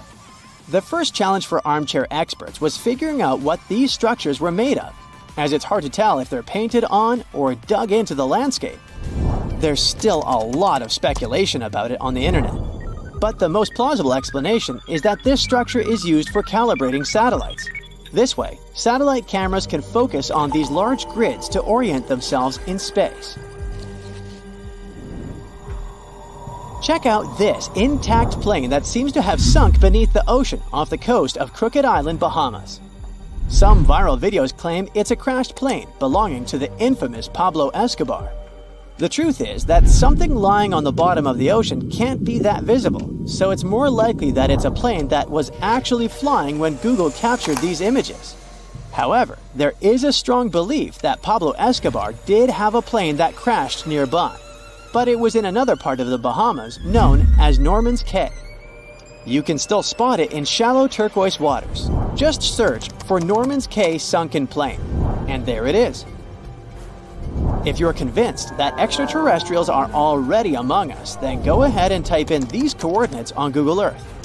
Explore the area using Street View, and wow, what is it? Of course, we're not talking about visitors from other planets, but this shadow of a gigantic creature still gives me the creeps. Turns out, it's just a person lugging around one of those 360-degree Street View cameras tucked away in a trekker backpack. So hey, if you take a good look around Google Earth, you might stumble upon more of these elongated necked beings walking around the globe.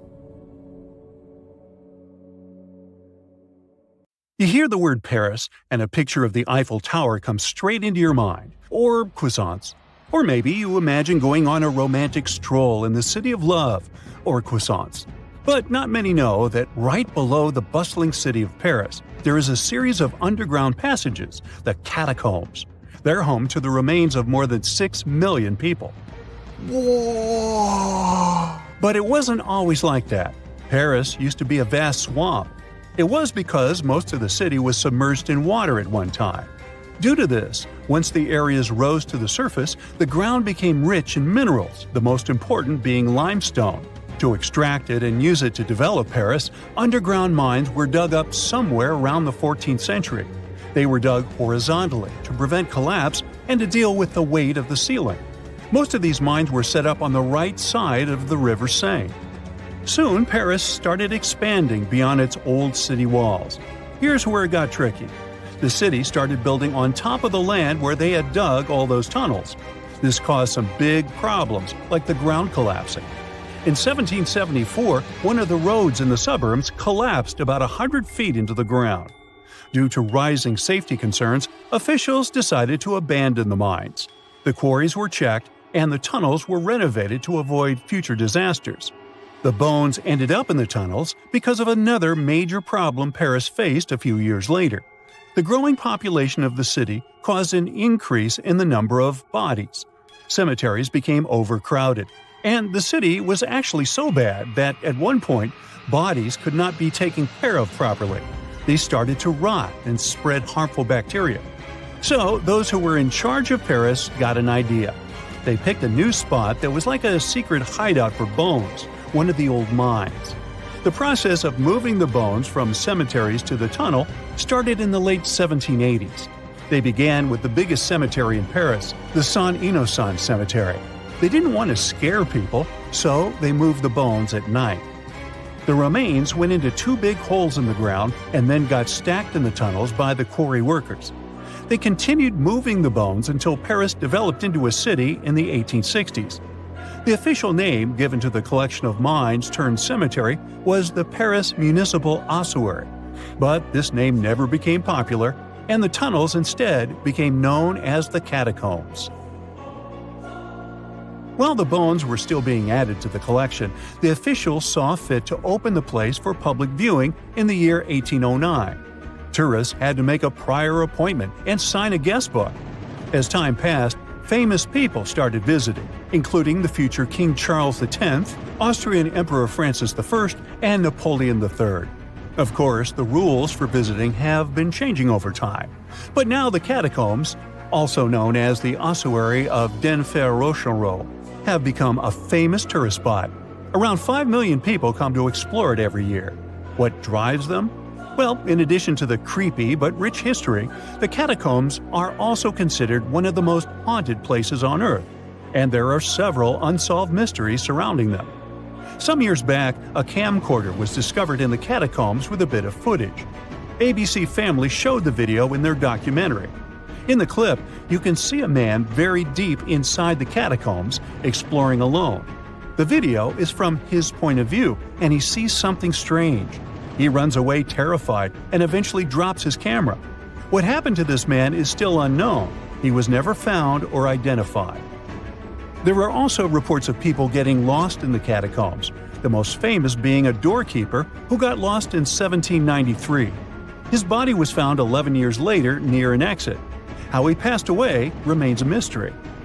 There are also some not-so-eerie but equally strange mysteries surrounding the catacombs.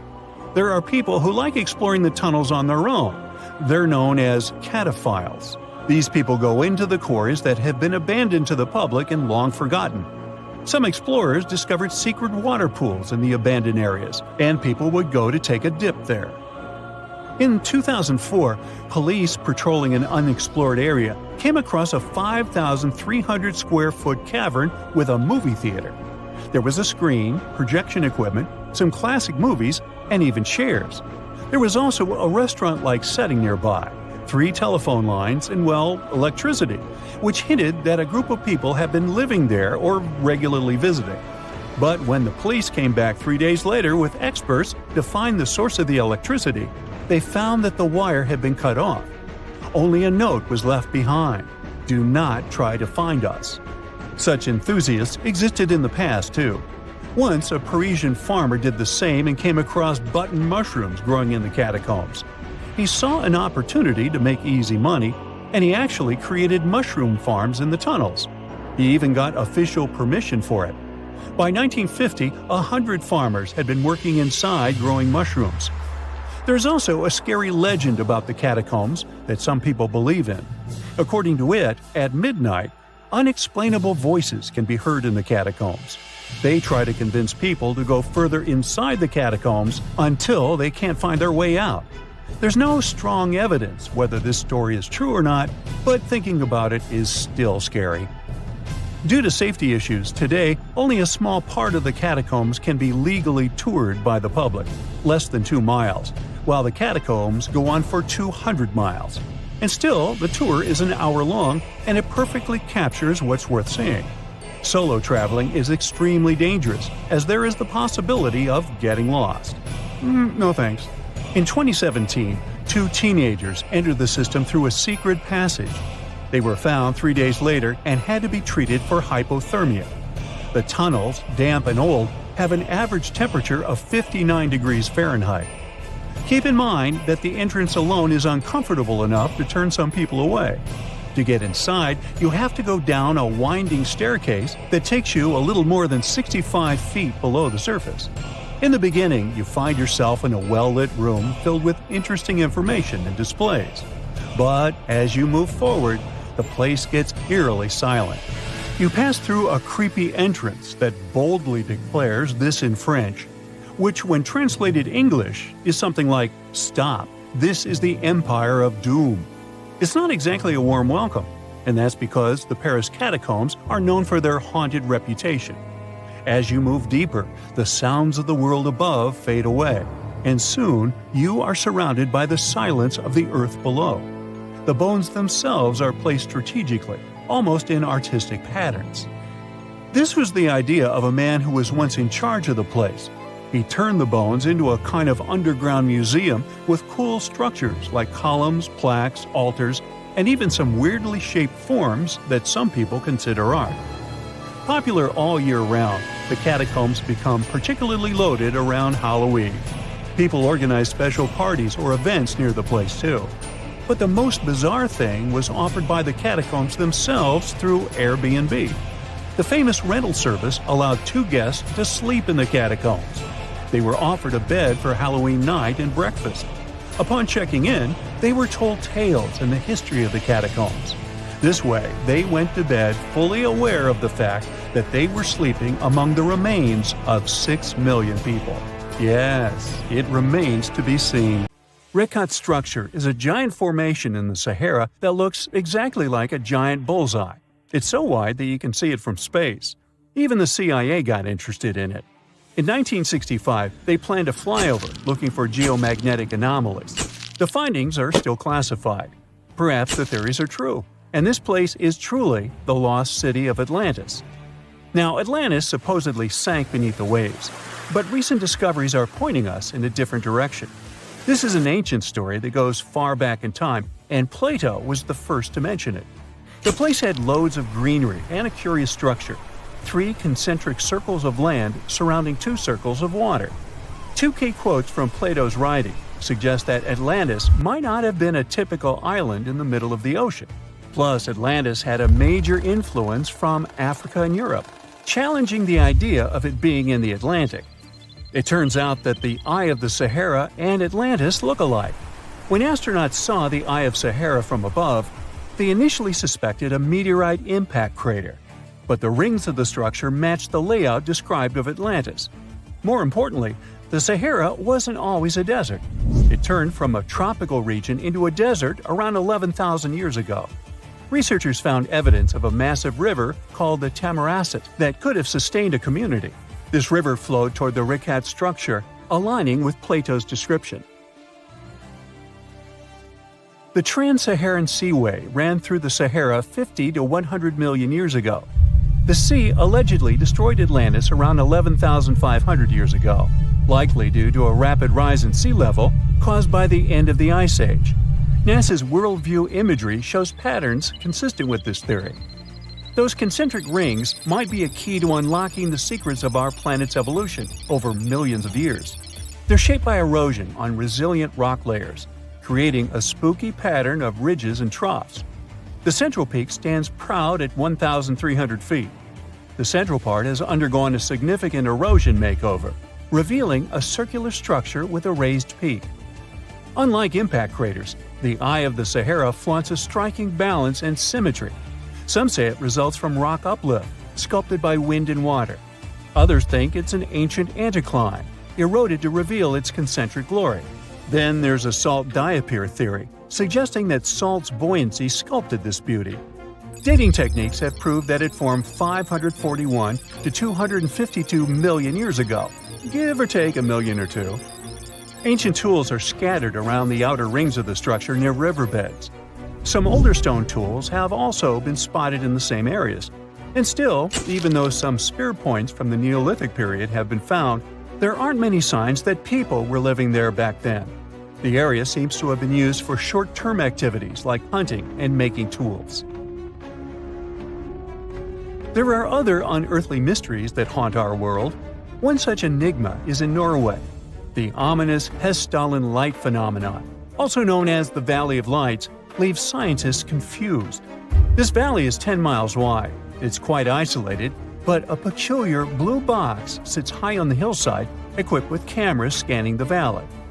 The unsettling saga began in the 1980s, when the night sky over Hessdalen erupted with burning fireballs, a recurring spectacle that sent shivers down the spines of those who witnessed it. This wasn't a fleeting occurrence, rather it became a regular thing. Terrified locals reported encounters with these unexplained luminous phenomena, some of which happened near their homes. Unease spread like wildfire. At its peak, there were about 20 sightings every week. The phenomenon made its way into newspapers, magazines, and media worldwide. Soon, people flocked to the valley, hoping to see the lights themselves. In 1984, experts joined the fray, armed with sophisticated instruments like magnetometers, radiometers, and other ometers. What they encountered was mind-bending, lights that defied explanation. Some moved at a leisurely pace, while others raced through the sky at an astonishing 19,000 miles per hour. People tried to explain these lights: airplanes, distant reflections, ball lightning, satellites, planets, meteors. But the speed and how these lights danced ruled out all those theories. We're slowly approaching another mysterious place. This is the greatest subglacial lake among Antarctica's 675 known lakes. It can easily hide unknown life forms. This lake is beneath the East Antarctic ice sheet. Dive about 2.5 miles under the ice, and there you'll see Lake Vostok, located at 1,600 feet below sea level. This lake is 155 miles long and 31 miles wide at its broadest point. With an average depth of 1,400 feet, it's also the world's sixth largest by volume. It's like an underwater city with lofty pillars and deep bases. The secret lake was discovered in 1993, yet it had been waiting to be found down there for over 2,000 years, collecting ancient secrets. In 2012, scientists drilled through the ice, creating the longest ice core ever. They pierced the ice all the way to the lake's surface. The year 2013 brought an unexpected twist when the tranquil waters erupted during the extraction of an ice core, mixing with drilling fluids. Then they got a pristine water sample in 2015. Some believe there might be previously unknown life forms down there, since it's a fossil water reserve that's been untouched for millions of years. They could be a lot like those speculated ice-covered oceans on moons like Europa and Enceladus. It all started with a theory in the 19th century, suggesting fresh water lurking under Antarctic ice sheets. Then, in 1955, seismic soundings hinted at a subglacial lake, and by the 90s, satellite data confirmed Lake Vostok's existence. Now, Lake Vostok isn't alone. In 2005, they found an island in the middle of the lake. Then, two smaller lakes joined the party. They suspect that a secret network of subglacial rivers might link these lakes. Now, very far away from Antarctica, in Venezuela, Catatumbo lightning presents a sinister light show at the junction of the Catatumbo River and Lake Maracaibo. This unsettling lightning phenomenon happens at about 140 to 160 nights a year, going on for 10 hours a day, and can flash up to 280 times in a single hour. The frequency of this lightning show changes with the seasons and from year to year. There was a break between January to March in 2010, causing a bit of worry that it might vanish forever. As the sun sets, winds from the east start picking up speed. This strong wind is called a nocturnal low-level jet, like what you see in the Great Plains of North America. These winds bring moisture, mostly from the Caribbean and the lake itself. This humid air hits high mountain ridges, causing thunderstorms to form over the mountains. Thanks to the ongoing wind situation, more thunderstorms appear as the night goes on. This pattern repeats itself, and is why this area has the highest annual lightning rate globally. The next place scientists cannot explain is in China. That is the Derinkuyu caves. They have lofty slanted roofs and sturdy pillars. The spot remained hidden for centuries. These human-made caverns, built around 2,000 years ago, decided to reveal themselves only in the 90s. Local farmers drained some ponds and unveiled 5 massive caverns. Further digging exposed an additional 19 smaller caves.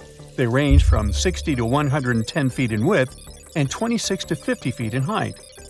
Archaeologists found historical relics from the reign of Emperor Zhuan of Han, dating back to over 2,000 years ago. Now, how did these caves survive for more than 2 millennia without falling apart? No ancient records explain the way they were crafted either. The walls show chisel marks, hinting at some layer-by-layer chiseling action, but the exact construction process is still a head-scratcher. The unanswered mysteries surrounding ancient civilizations have been a source of inspiration for many conspiracy theorists.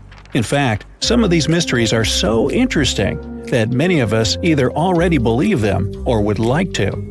One thing is for sure though, none of those thousands of conspiracy theories have ever been, classified. Or have they? We're all aware that the CIA has done some questionable things throughout history for the sake of national security, but you wouldn't expect a book to be both a national and international threat.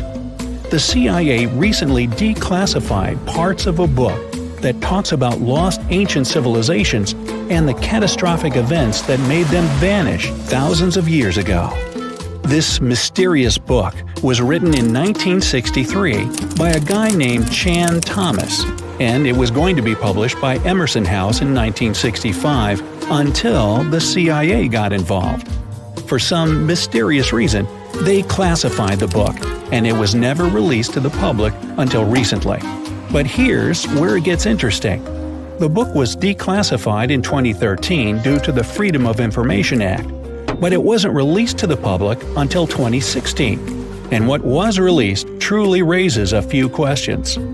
The original version of this document was 284 pages long, but the PDF essay that was released was heavily censored, with just 57 pages, which makes it 1/5 of the whole document. The pages were edited before they were released to the public in such a way that you wouldn't even notice that the other pages were missing. Now, no one really knows why this book was classified in the first place, but it has some interesting content from what I've gathered. The author of the book had quite the imagination and a huge love for ancient civilizations. And even though what he had to say is very thought-provoking, some of it is just bizarre. He believes that our planet is locked into a never-ending cycle of pole shifts and Earth crust displacements that are responsible for the mass extinctions of many civilizations which existed more than 6,000 years ago, even before the Sumerians.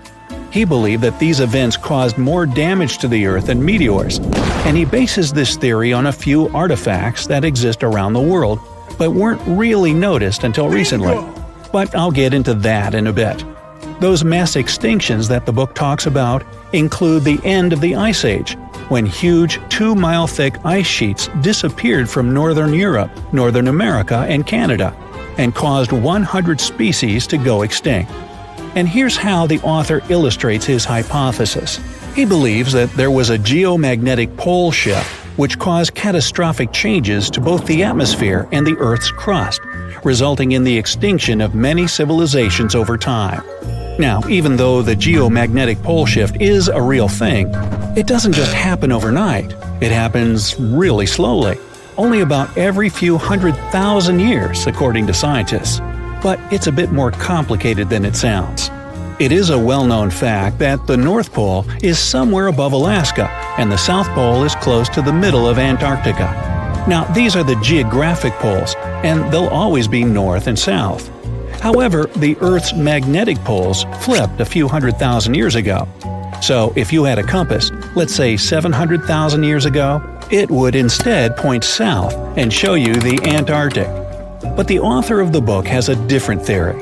He believed that the flip of the north and south magnetic poles doesn't happen every few 100,000 years, but every 12,000 years, and that this flip occurs in just a few hours, causing a catastrophic apocalypse. He thinks this happens as a result of an explosion inside the Earth's core. This explosion causes the magnetic poles to flip, but it also causes the Earth's crust to move. According to the book, due to these catastrophic events, a lot of the Earth's continents that were submerged underwater rose above sea level in just a few hours. Now, here's where it gets interesting.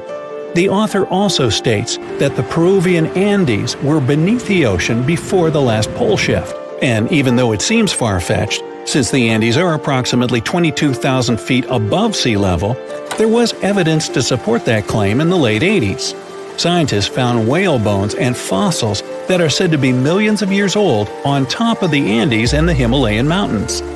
It's also suggested in the book that the deep freeze the Earth went through during the Younger Dryas event caused the Gulf Stream to be disrupted, and he points to some interesting evidence to support that theory. Frozen mammoths were found trapped in blocks of ice with food still in their mouths. Now, this is a true mystery, because freezing cold weather is in their nature, and they were among the few animals that could truly survive in the Ice Age. So, what could have caused them to freeze so quickly?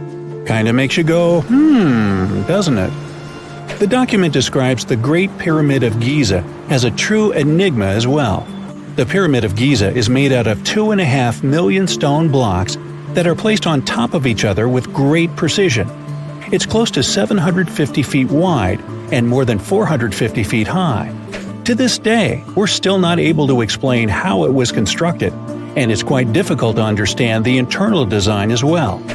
On the inside, the pyramid has no similarities to the other pyramids, and, despite popular belief, there were no mummies found in any of them. If you think that's a bit weird, wait for the next one. There are absolutely no hieroglyphs found in any of the pyramids, and that goes both ways. What do I mean? There are also no pyramids, or anything that resembles a pyramid, in any hieroglyphs either. Mr. Thomas believes that the pyramids were created hundreds of thousands of years before the Egyptians by a civilization that went extinct. Speaking of civilizations, in his book he even mentions the Greeks. He claims that in Greece, there was another ancient race of people that went extinct as well. He claims they were extremely tall with blue eyes and blonde hair, and had access to advanced technology that the Greeks couldn't have known about in their prime. Now, before we drift too far away from the stone blocks, let's talk about another mystery, the temple in Baalbek, Lebanon, and its ginormous foundation blocks. Those stones, which make up the Heliopolis, were also used for the temple in Rome. The foundations of the temples are made of 900-ton trilithon stones, and according to the author, this is proof that there must have been a lost ancient civilization with advanced technology. Now, most archaeologists claim that those stones were made by the Romans.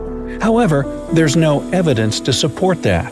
The Romans didn't have the technological equipment to make the stones or lift them. So, you might think, what if they just made them in that place right then and there? Well, those stones were also lifted 30 feet high and were placed next to each other with mathematical precision. And let's not forget about the blocks on top of the Heliopolis in Lebanon, which weigh about 800 tons each. But wait till you hear the next one. The Romans don't even credit themselves for these stones. They claim that they built up the sides, but they don't take credit for the extraordinarily large and heavy foundation stones. The author also makes an interesting point about the distance between the Roman capital and Baalbek in Lebanon. Why would the Romans build the world's largest monolithic stones in such a remote area, and so far away from their capital, and never take credit for it? Well, folks, it's a mystery to me. Now, let's move on to the most intriguing enigma, Easter Island, which is located in the middle of the Pacific Ocean, or nowhere, if you will. The author questions how people found it or even settled in such a remote island that long ago. One of the signifiers of Easter Island are the Moai statues and the mystery surrounding who they depict and why. What's an even bigger question is how they were created, moved, and positioned in the places they were found. According to this declassified document, Easter Island was part of the now lost continent named Mu, and it was sunk in the Pacific Ocean in a disastrous cataclysm that happened during one of those pole shifts. The continent of Mu, according to the book, was as big as South America, and what we now call Easter Island is just what's left of that continent. The author also believes that this is what happened with the lost city of Atlantis as well. Plato is even quoted about this, saying that the whole city of Atlantis sunk miles beneath the waves within just a day.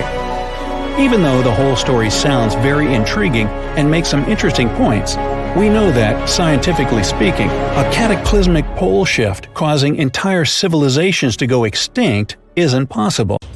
Puna grasslands, Peru.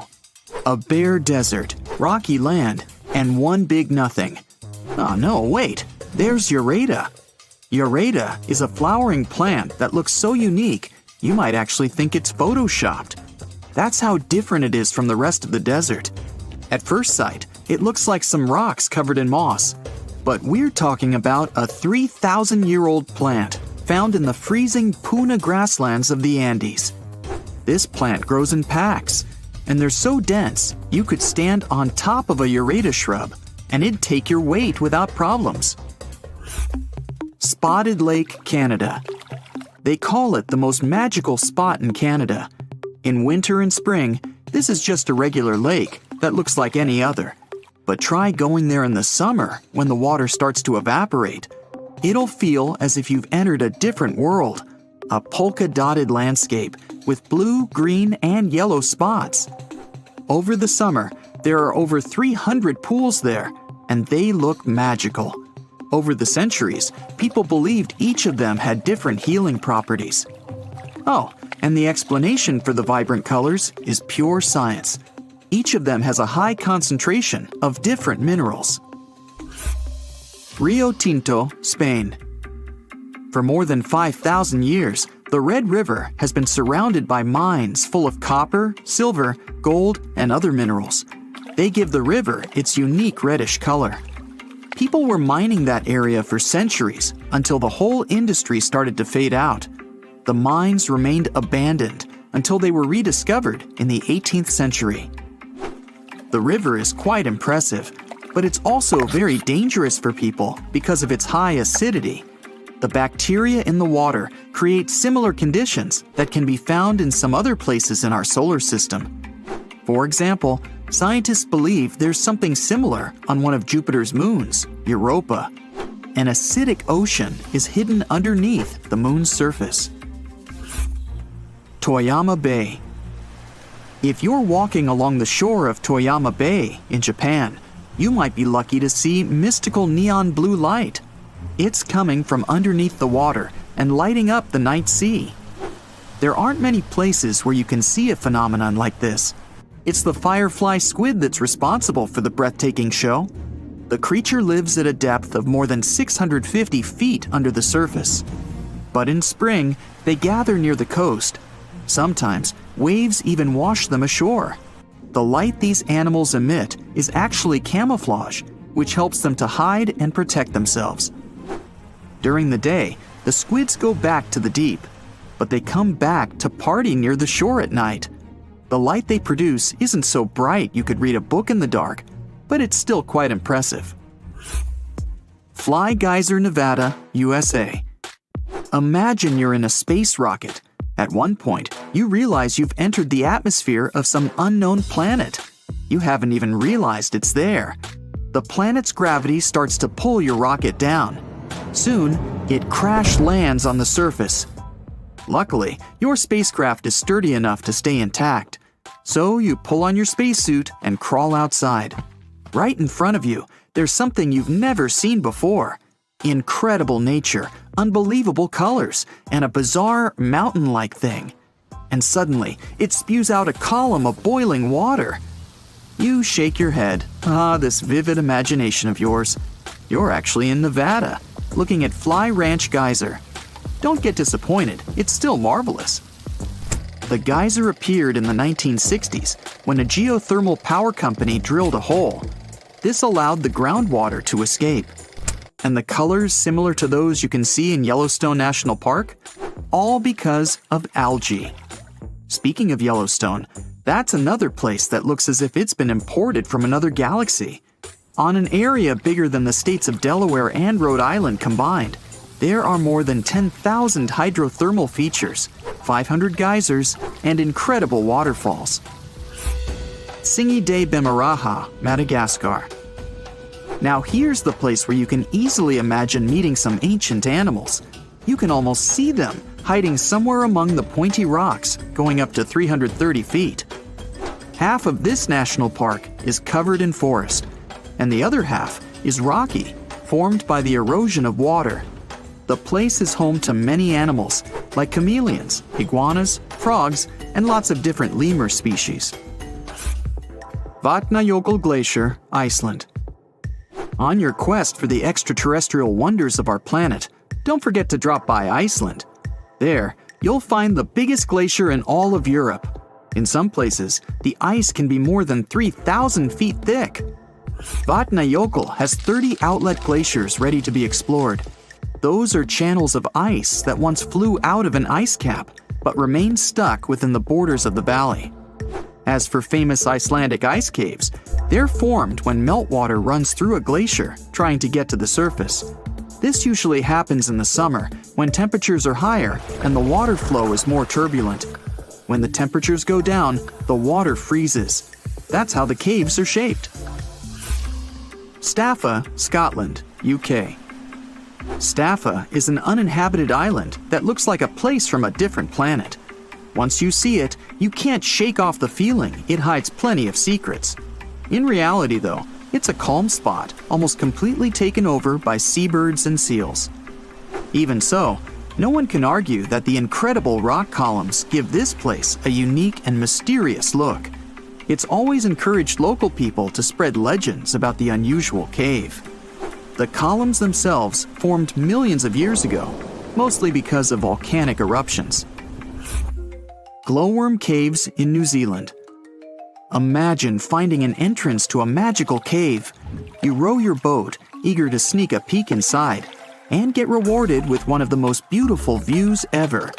You see a closed cave that looks as if it's under a magnificent starry sky. You don't need to travel all the way around the Milky Way to find something like that. Glowworm caves in New Zealand are there for you. The caves started forming millions of years ago, and now they have an impressive collection of stalagmites and stalactites. But what makes them really special is glowworms. The caves are home to thousands and thousands of luminescent larvae. Worms need to attract insects and potential partners. To do that, they use their tails that glow in the dark. There are lots of caves like this in the area, and people have been exploring them for over 100 years. Wulingyang Scenic Area, Zhangjiajie, China. This amazing place has breathtaking sceneries and more than 3,000 sandstone pillars. They look as if nature decided to make its own version of skyscrapers. Some of them are half as tall as the Empire State Building. Usually, you can't even figure out where the pillars start. All you see when you try to make out what's there at the bottom is endless mist. 2 natural stone bridges seem to be floating among the pillars, lost in the clouds. The Eye of the Sahara. That's a mystery that's remained hidden for millennia. This geologic formation is difficult to spot when you're standing on the ground. That's why it wasn't discovered until people started to explore space. For some time, scientists thought it was an impact crater created by some space object hitting Earth's surface. But after doing the research, they found out the origin of the eye was entirely Earth-based. These days, Geologists believe the I's formation started over 100 million years ago, when plate tectonics were pulling apart the supercontinent Pangaea. Molten rock, which was rising toward the surface, created a massive dome made up of different layers. Later on, volcanic activity and erosion finished the I's look. Baikal Lake, Russia. The deepest, the oldest, and one of the biggest freshwater lakes in the world is bound to have some secrets of its own. The lake is frozen from early January to May. In the summer, the water is so clear you can see up to 130 feet down. That's because melted ice from the Siberian mountains is incredibly pure. There are also no mineral salts in Baikal. Salar de Uyuni, Bolivia. It's one of the most extreme places in South America. The world's biggest salt flat stretches for over 4,000 square miles. It appeared when prehistoric lakes evaporated thousands of years ago. A thick, salty crust extends beyond the horizon. At one point, you're not even sure where the land ends and the sky begins. The Atacama Desert, Chile. The world's driest desert is all about rocky landscapes, salt lakes, dunes, and extreme temperatures. In some parts of the desert, there's been no rain for almost 500 years. With no water or nutrients from the ground, there are no plants. That's one of the reasons why you might feel as if you're on another planet, like Mars. But wait for the night to fall. An infinite sky full of stars looks like a window to the universe and its mysteries. Imagine you could spend an entire week scanning ancient ruins and taking photographs of the world's most surreal archaeological sites. Would you be up for it? So, let's do some digging. The first stop on your busy itinerary is Southeast Asia. It's home to some pretty cool ruins. You start in Bagan, located in the hinterlands of Myanmar. There are many ways to visit the site, and you're glad you've booked 2 different experiences. The first one is a hot air balloon trip at sunrise. Right before dawn, you board the balloon, and as soon as the sun starts to appear on the horizon, you begin your flight over the marvelous area. As the sun rises, it glistens on more than 2,000 conic-shaped golden structures. The hot air balloon ride is quick, but it gives you unparalleled views of all the 40 miles over which the site sprawls. Back on land, you rent a bicycle and roam the village of ruins. Some of them are open and allow you to peep inside. These magnificent ruins were built between the 11th and 13th century CE and were mainly places of worship. There were originally over 10,000 buildings, but they were gradually deteriorating over time due to earthquakes. Thankfully, the site became a UNESCO World Heritage Site back in 2015 and has since been preserved. Up next, you catch a flight to Cambodia. You take some time to visit Angkor. The world-famous archaeological site nestled deep within the jungle. Good thing you've brought bug spray with you. The city of Angkor was once the capital of the Khmer Empire from the 9th to 15th century. FYI, the word Angkor means capital city in the Khmer language. The city was founded by King Yasovarman I, and it became one of the largest cities in the pre-industrial world. Researchers say nearly 1 million people live there. Until today, Angkor is admired for its stunning architecture. The Khmer style is recognized in the use of huge blocks of sandstone. The towers are believed to have been once decorated with gold. But today, the site is a maze of vine-covered temples. The city was abandoned in 1431 and wasn't rediscovered until the 1840s. Oh, and just so you know, this is also a UNESCO Heritage Site. It became one in 1992, in case you want to brag to your friends about your culturally rich adventures in the future. Now, your trip continues in Egypt. You're here to visit the Karnak Temple in the city of Luxor. You opt for the most unusual way to get to Luxor. That is, a boat ride down the Nile River. Leaving Cairo, you head south until you reach the famous ancient city. Luxor was once the capital of Egypt and a true hub of power and wealth.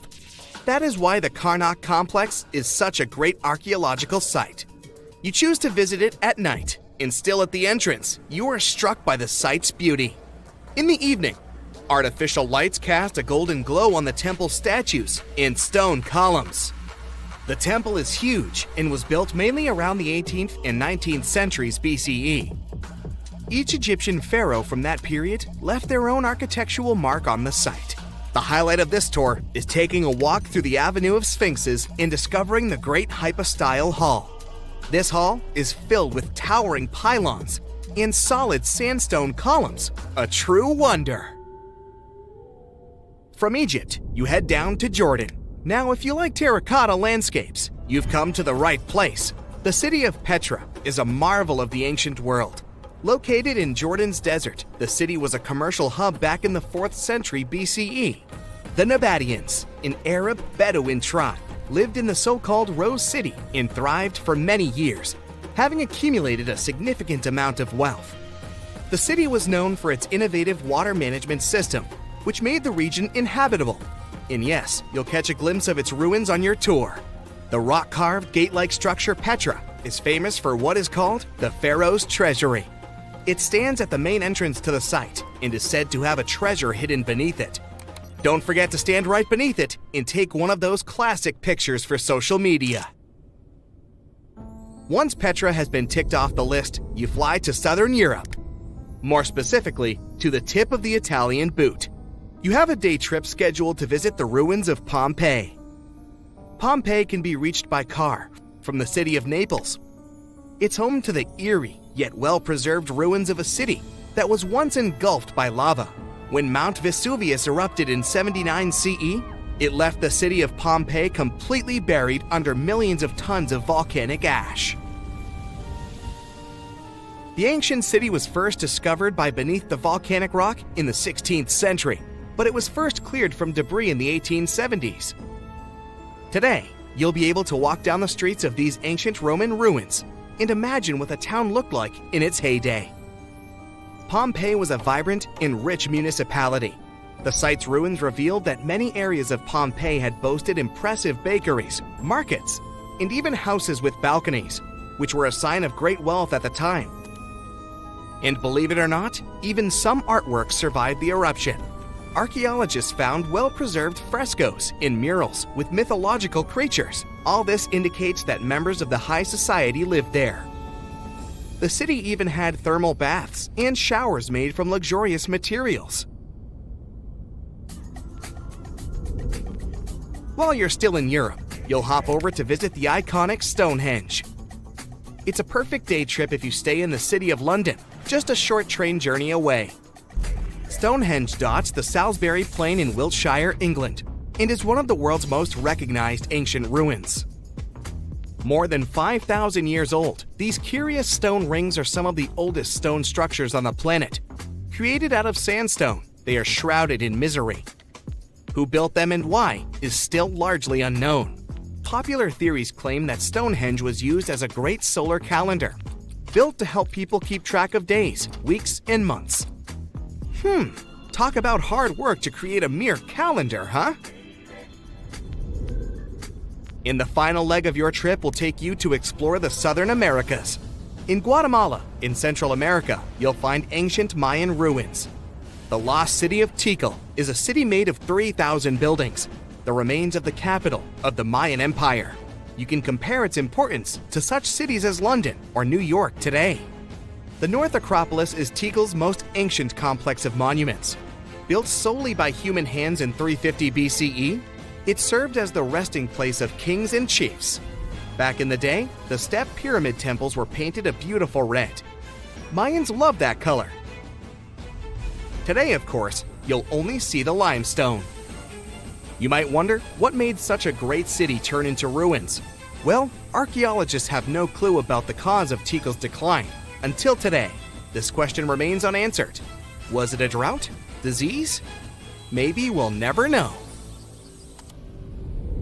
Are you in the mood for some Mayan ruins? Chichen Itza is an archaeological site with the best preserved pyramids on Earth. located in Mexico's Yucatan state. This Mayan city is well over 1,500 years old. At its peak, it was home to 35,000 people. The site covers 1.9 square miles and has many ruins spread throughout it. The highlight is El Castilla, a tremendous step temple, rising 80 feet above the ground. Its most peculiar feature is that it has 91 steps on each of its 4 sides, including the upper platform, which makes for 365 steps, the same as the number of days in the solar year. Phew, what an intense trip. Time to head home now and soak it all in. See you next time. The Moai statues have been standing tall and proud for hundreds of years. Once people put an enormous effort into carving these grand sculptures, and then they just suddenly stopped making them. But why? Let's figure out this mystery.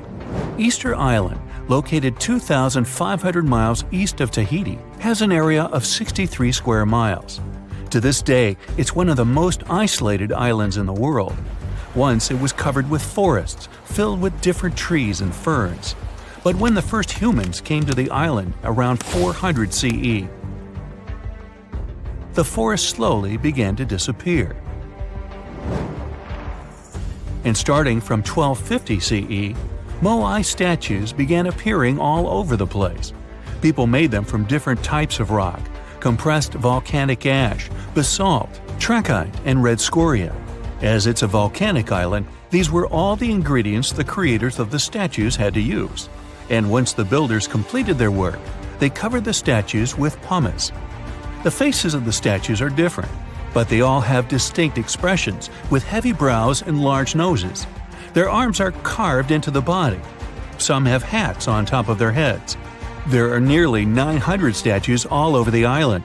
They differ in size. The average height is 13 feet tall, and the largest ones reach 33 feet in height and weigh up to 82 tons. Because the statues have so many different faces, there are theories that they represent and honor ancestors, chiefs, and other important people who lived on the island. But without any clear evidence, it's almost impossible to figure out the true purpose of the Moai. Once they stood beautifully along the coast, watching over people in settlements, and their backs faced toward the spirit world of the sea.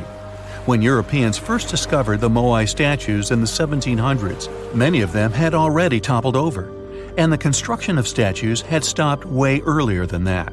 Huge amounts of effort were put into making these things. Expert craftspeople spent a great deal of time slowly carving the statues with basic picks. A team of up to 6 people would work hard for an entire year to make just one statue. Then they often had to transport it to its special place on the island, as far as 11 miles. With the help of carbon dating, experts have managed to figure out that the statues started to appear in 1250 CE. And then, suddenly, in 1500 CE or so, the process just stopped.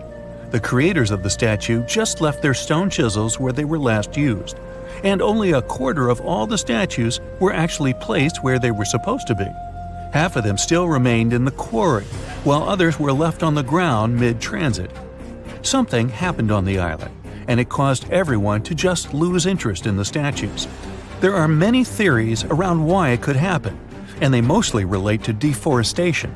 Islanders may have used wood to move the statues across the island. They possibly did this with the help of sleds and ropes, or even used logs to roll the statues or canoes to float them.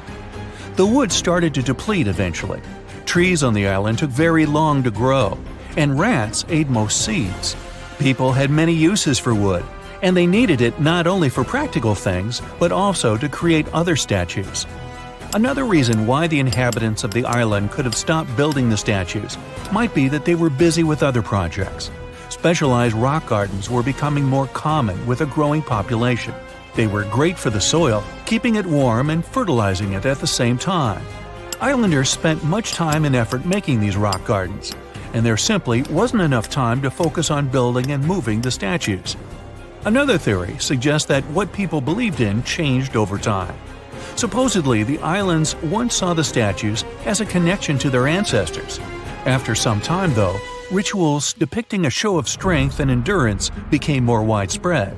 And with these rituals, islanders started to carve images related to seabirds. Seabirds became the main animal on the island. People started to believe that their ancestors looked over them through birds instead of the statues, so there was no longer a reason to build the moai. Anyway, these theories might be true, but the main problem was that the small island couldn't support a growing population. What was once a lush land covered in forests quickly became a barren landscape. For the first few centuries, people relied on forest resources, but agriculture became more important sometime after 1550, when forests disappeared. Tribes that once worked together to build the fantastic monoliths focused on competing against one another instead. During this struggle for land and resources, the moai statues were toppled over because people wanted to reduce their significance. Over the following centuries, all the statues were pushed over, but not all of them deliberately. Many fell naturally after being neglected for so long. Some even ended up in the ocean water surrounding the island, and there they sat for a while. But there was some good news for these statues. They were re-erected, providing a great experience for visitors from all over the world. If you make a journey all the way to this isolated island, the first question you'll probably ask will not be how the statues were made or how they were moved. It will be, how on earth did anyone even make it here in the first place? It was one of the most amazing feats ever. The Polynesians sure did some pretty extraordinary things. From as early as 1500 BCE, these boat-faring people began to explore their world. They used the most advanced marine inventions of their time. They sailed across the ocean in catamarans and outrigger boats, starting in Southeast Asia and inhabiting many more places throughout the Pacific. They lived as far north as Hawaii in 900 BCE and all the way to the south in New Zealand by 1200 BCE. And the farthest journey to the east was, of course, Easter Island. In only a few hundred years, these early sailors inhabited an area of thousands of square miles. They simply memorized where they had already been and, this way, managed to navigate the ocean. They used a wide range of techniques. They watched the sun as it rose and set during the day. Stars helped them at night. If it was overcast and sailors couldn't figure out direction visually, they used other brilliant methods. They watched the movements of ocean currents and wave patterns and paid attention to bioluminescence in the water. These patterns helped them find where specific islands were located. These seafarers even understood how islands and atolls in the distance caused air and sea interference patterns. Birds provided them with certain signs too. Some of them migrated long distances from one island to another, which gave travelers some kind of a visual connection for their route. Other types of birds had specific feeding times. Sailors knew when and where they hunted and directed their boats depending on where these birds fed. Vikings certainly get way too much credit for their seafaring abilities. Where they used a sun compass, the early Polynesians relied purely on the knowledge of how nature itself could guide them. Their skills were so advanced that in 1769, Captain James Cook, an English explorer, even hired a Polynesian navigator because of his extensive knowledge of the seas. But even more surprising was the fact that he drew a map from memory. It covered an area that was 2,000 miles wide. In this region, there were 130 islands, and the navigator knew 74 of those islands by name. At the beginning of their voyage, Captain Cook often disregarded the navigator's advice. But toward the end of their journey, he was very impressed. He also recognized the Polynesians as possibly the most widespread nation on Earth. We're in the Caribbean, and these are the Taino people. Scientists have long believed that they were the first inhabitants of the Greater Antilles, and those people were roaming the Isles long before Columbus discovered this place. However, a recent discovery showed that there were some other peoples living there. These guys are called the archaic people, and they are now known for being good at using stone tools. They've used a whole bunch of polished tools, such as hammers, axes, and whatsoever. We still haven't found out how they managed to invent and produce all those tools without special equipment. Scientists are now looking for a sort of necropolis, or a similar archaeological site, to find out more about these people. Another curious settlement was found a couple of years ago. not far away from Florida. This one is pre-Columbian too, but it seems that the dwellers there were more into fashion than crafting using stone tools. The scientists discovered a complex of 37 oyster shell rings. There were many households with these rings, and the locals would produce beads from the shells of marine creatures. By the way, long ago, beads weren't intended only for fashion, but they were also an important social instrument. People would sew them on their clothes to manifest their power or wealth. Sometimes archaeologists manage to discover whole cities. This is exactly what Eleni Korka, an archaeologist from Greece, did. She found the lost city of Tania back in 2018. It wasn't a lucky coincidence. The whole search took as much as 34 years. By the way, Tania was even considered a mythical city. The city of Tania was a Trojan-founded city, and the ancient texts claimed it was incredibly wealthy. Well, seems like the texts were true. The archaeologists found around 200 coins on the site. Some jewelry was found there too. For instance, there was an iron ring with a seal. They also found a gold coin that was supposedly used to pay for a journey to the afterlife. Yeah, back then, people believed that it existed, and they needed to pay for a ticket to get there. The discovered clay, stones, and marble floors help us imagine what their dwellings looked like. And the archaeologists also found some vases there. One of the earliest examples of human-made art is located in the cave of Altamira in northern Spain. The paintings in a Paleolithic cave are so special because they're not monochrome, but have several colors combined. Still, these earliest masterpieces were hidden for a long time. They were only discovered in 1868, and today, this cave is a UNESCO World Heritage Site.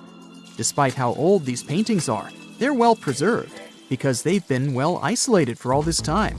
Since the gallery was located deep in a cave, it was almost impossible for external climatic influences to ruin these prehistoric masterpieces.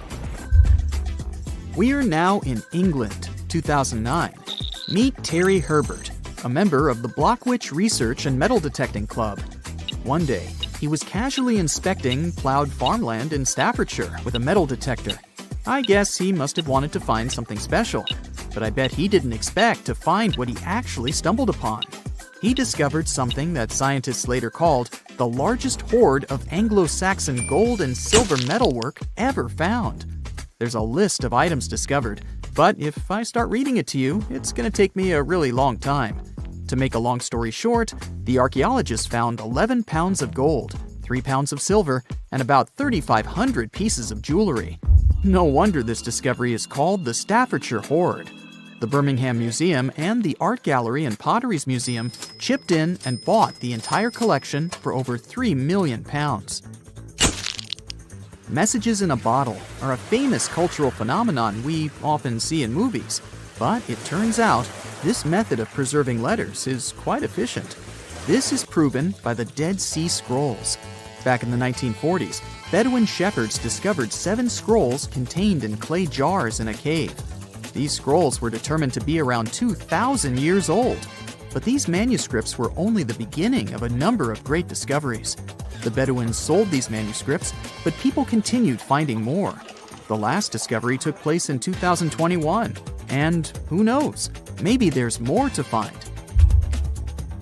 Another piece of art recently found in a cave was a painted shell. This fossil was discovered in northern Italy, and scientists believe such fossils were collected by Neanderthals. This find is curious for a reason. Neanderthals are believed to have been quite primitive, but this shell proves the opposite. Back in 2004, Robert Muckle, an archaeology professor, heard about a peculiar site hidden in the forest of the North Shore Mountains of British Columbia. Robert knew that a few old cans and a saw blade had been found there. This place was believed to be a sort of logging camp, but a thorough excavation that took 14 years to complete revealed something different. Turns out, it wasn't a logging camp, but a long-lost Japanese settlement. The archaeologists found around 1,000 items, such as white and blue rice bowls, teapots, pocket watches, sake bottles, and buttons. The ceramics weren't that well preserved, so they only discovered hundreds of fragments. In one of his interviews, Robert mentioned that they also found remnants of a bathhouse. The community that lived there was pretty small, since there were only about 14 houses found. The scientists believe that they must have lived there in secret. People have changed their preferences over the centuries. Fashion has certainly changed, and our houses too, not to mention our technologies. But there's one thing for sure that's been unchanged: our love for food. Scientists managed to discover some of the oldest examples of people's favorite food. They inspected some ancient pottery and managed to find traces of best-loved food dating back to around 2000 BCE. It all happened in Sicily, and guess what that food was? No, it wasn't pizza or pasta, but olive oil. And there's more. Researchers from Egypt discovered some lumpy substance in some ancient pottery, which turned out to be cheese. It dates back to the 13th century BCE. I guess it didn't smell nice, since that cheese is estimated to be over 3,000 years old and was bacteria-ridden. Cool fact here, this cheese must have been quite exquisite. After studying it, scientists came to the conclusion that it was cooked with a variety of milks. They claim ancient people used a mixture of cow's milk and sheep or goat's milk. You probably thought, hey, you mentioned olive oil and cheese, but what about bread? Sure, bread is inseparable from almost any culture, and different people have had their own type of bread. And there's scientific proof that bread was one of the first dishes people learned how to cook. A group of archaeologists found some bread that was over 14,000 years old. 14,400 years old to be precise. What's weird is that people back then weren't familiar with agriculture. They were hunters. And technically, this old bread predates the age of agriculture by 4,000 years. Yeah, there's still much to learn about the ancient world. Here comes not the sun, and the Beatles song, but here comes the bonus fact. And right, it's about the Beatles. Yeah, I know, they're not exactly new. The band was formed in 1960. But not all of our facts have to be thousands of years old to be cool. Back in 1966, the Beatles did a live performance of their song Paperback Writer on the TV program Top of the Pops. The BBC somehow didn't record the performance, and all the fans were sure it was lost. Nope. Turns out that David Chandler, a fan of the Beatles, recorded the show with his personal camera. It was long forgotten and stored in the attic for many years. The recording was rediscovered in 2019. I guess that's a pretty cool find. Meet Costello. He's a Brazilian reef octopus. But Costello isn't a regular octopus. While watching him, scientists began to suspect that he might be experiencing nightmares. When he was sleeping, he was changing colors, making some wild movements, expelling water, and even releasing ink. They decided to study Costello for a while. His behavior during sleep resembled stress and fear. The study showed that he might see vivid dreams, which are, at times, spooky. Well, as just one octopus, these cute underwater creatures are known for their intelligence and sometimes human-like behavior, so it's entirely possible that they see dreams just like we do. In Costello's case, he might be haunted by memories of tough times off the coast of the Florida Keys. Poor Costello has a rough past. He lost a tentacle to a predator before captivity, so maybe that's what he sees in his dreams. If proven true, this discovery could reshape how we perceive intelligence and awareness in both animals and humans. Well, it turns out plants can talk. Well, kind of. Scientists found out that plants actually make ultrasonic clicks when they're stressed. Imagine tomatoes and tobacco plants in a jam. They're making sounds like popping bubble wrap, but way too high for us to hear. These are called ultrasonic signals, and they might be their way of indicating stress. That would mean that plants can communicate with each other, and stressed plants prefer to be drama queens and let everybody know about their troubles. They make around 30 to 50 pops and clicks per hour. Calm and healthy plants don't do nearly as much. And not only do plants talk, but even have their own language. They make different sounds depending on whether the plant is experiencing thirst or is bothered by a snipped stem or something else. Moreover, some of them are so dramatic that they start ringing alarms even before they show signs of dehydration, when they know they're getting close to it. Scientists aren't sure why they do that, though. They believe that it might involve cavitation, a term that means air bubbles dancing in the plant's plumbing. Plants that sing these symphonies include corn, wheat, grapes, and even cacti. That is quite a big discovery in agriculture. We could use it to check if our crops are thirsty and stuff like that. So now we'll be eavesdropping on plants and deciphering their secret language. Okay, time for some universal news. Recent studies are shaking up what we thought we knew about the universe's age. Our findings during the last decades showed that the universe must be around 13.7 billion years old. However, a new study shows that it might be almost twice as old, up to 26.7 billion years. Keep in mind that it's not proven, so for now, the official number stays the same. Scientists were using the time since the Big Bang and studying ancient stars to measure the universe's age. But some stars were playing hard to get, looking older than the universe itself. For example, the ancient star Methuselah, which is estimated to be around 14 billion years old, which would be older than our universe. Also, the James Webb Space Telescope caught galaxies looking super mature just a few hundred million years after the Big Bang. All this poses some hard puzzles for astronomers. But this new hypothesis combines the expanding universe theory with something called the tired light theory. It suggests that light loses energy as it zips across cosmic distances. Combine this with the expanding universe theory, and bam! As the universe expands, the light loses energy, so we simply can't see all the super ancient stars that are very far away from us, which is why we could make a mistake in calculating our universe's age. The new model also pushes back when galaxies started forming. It suggests that those early galaxies spotted by the Webb telescope took way longer to form than we originally thought. This study is a serious shakeup in the scientific community. If we made such a huge mistake in calculations, we'd have to rethink the very fundamental astrophysics principles.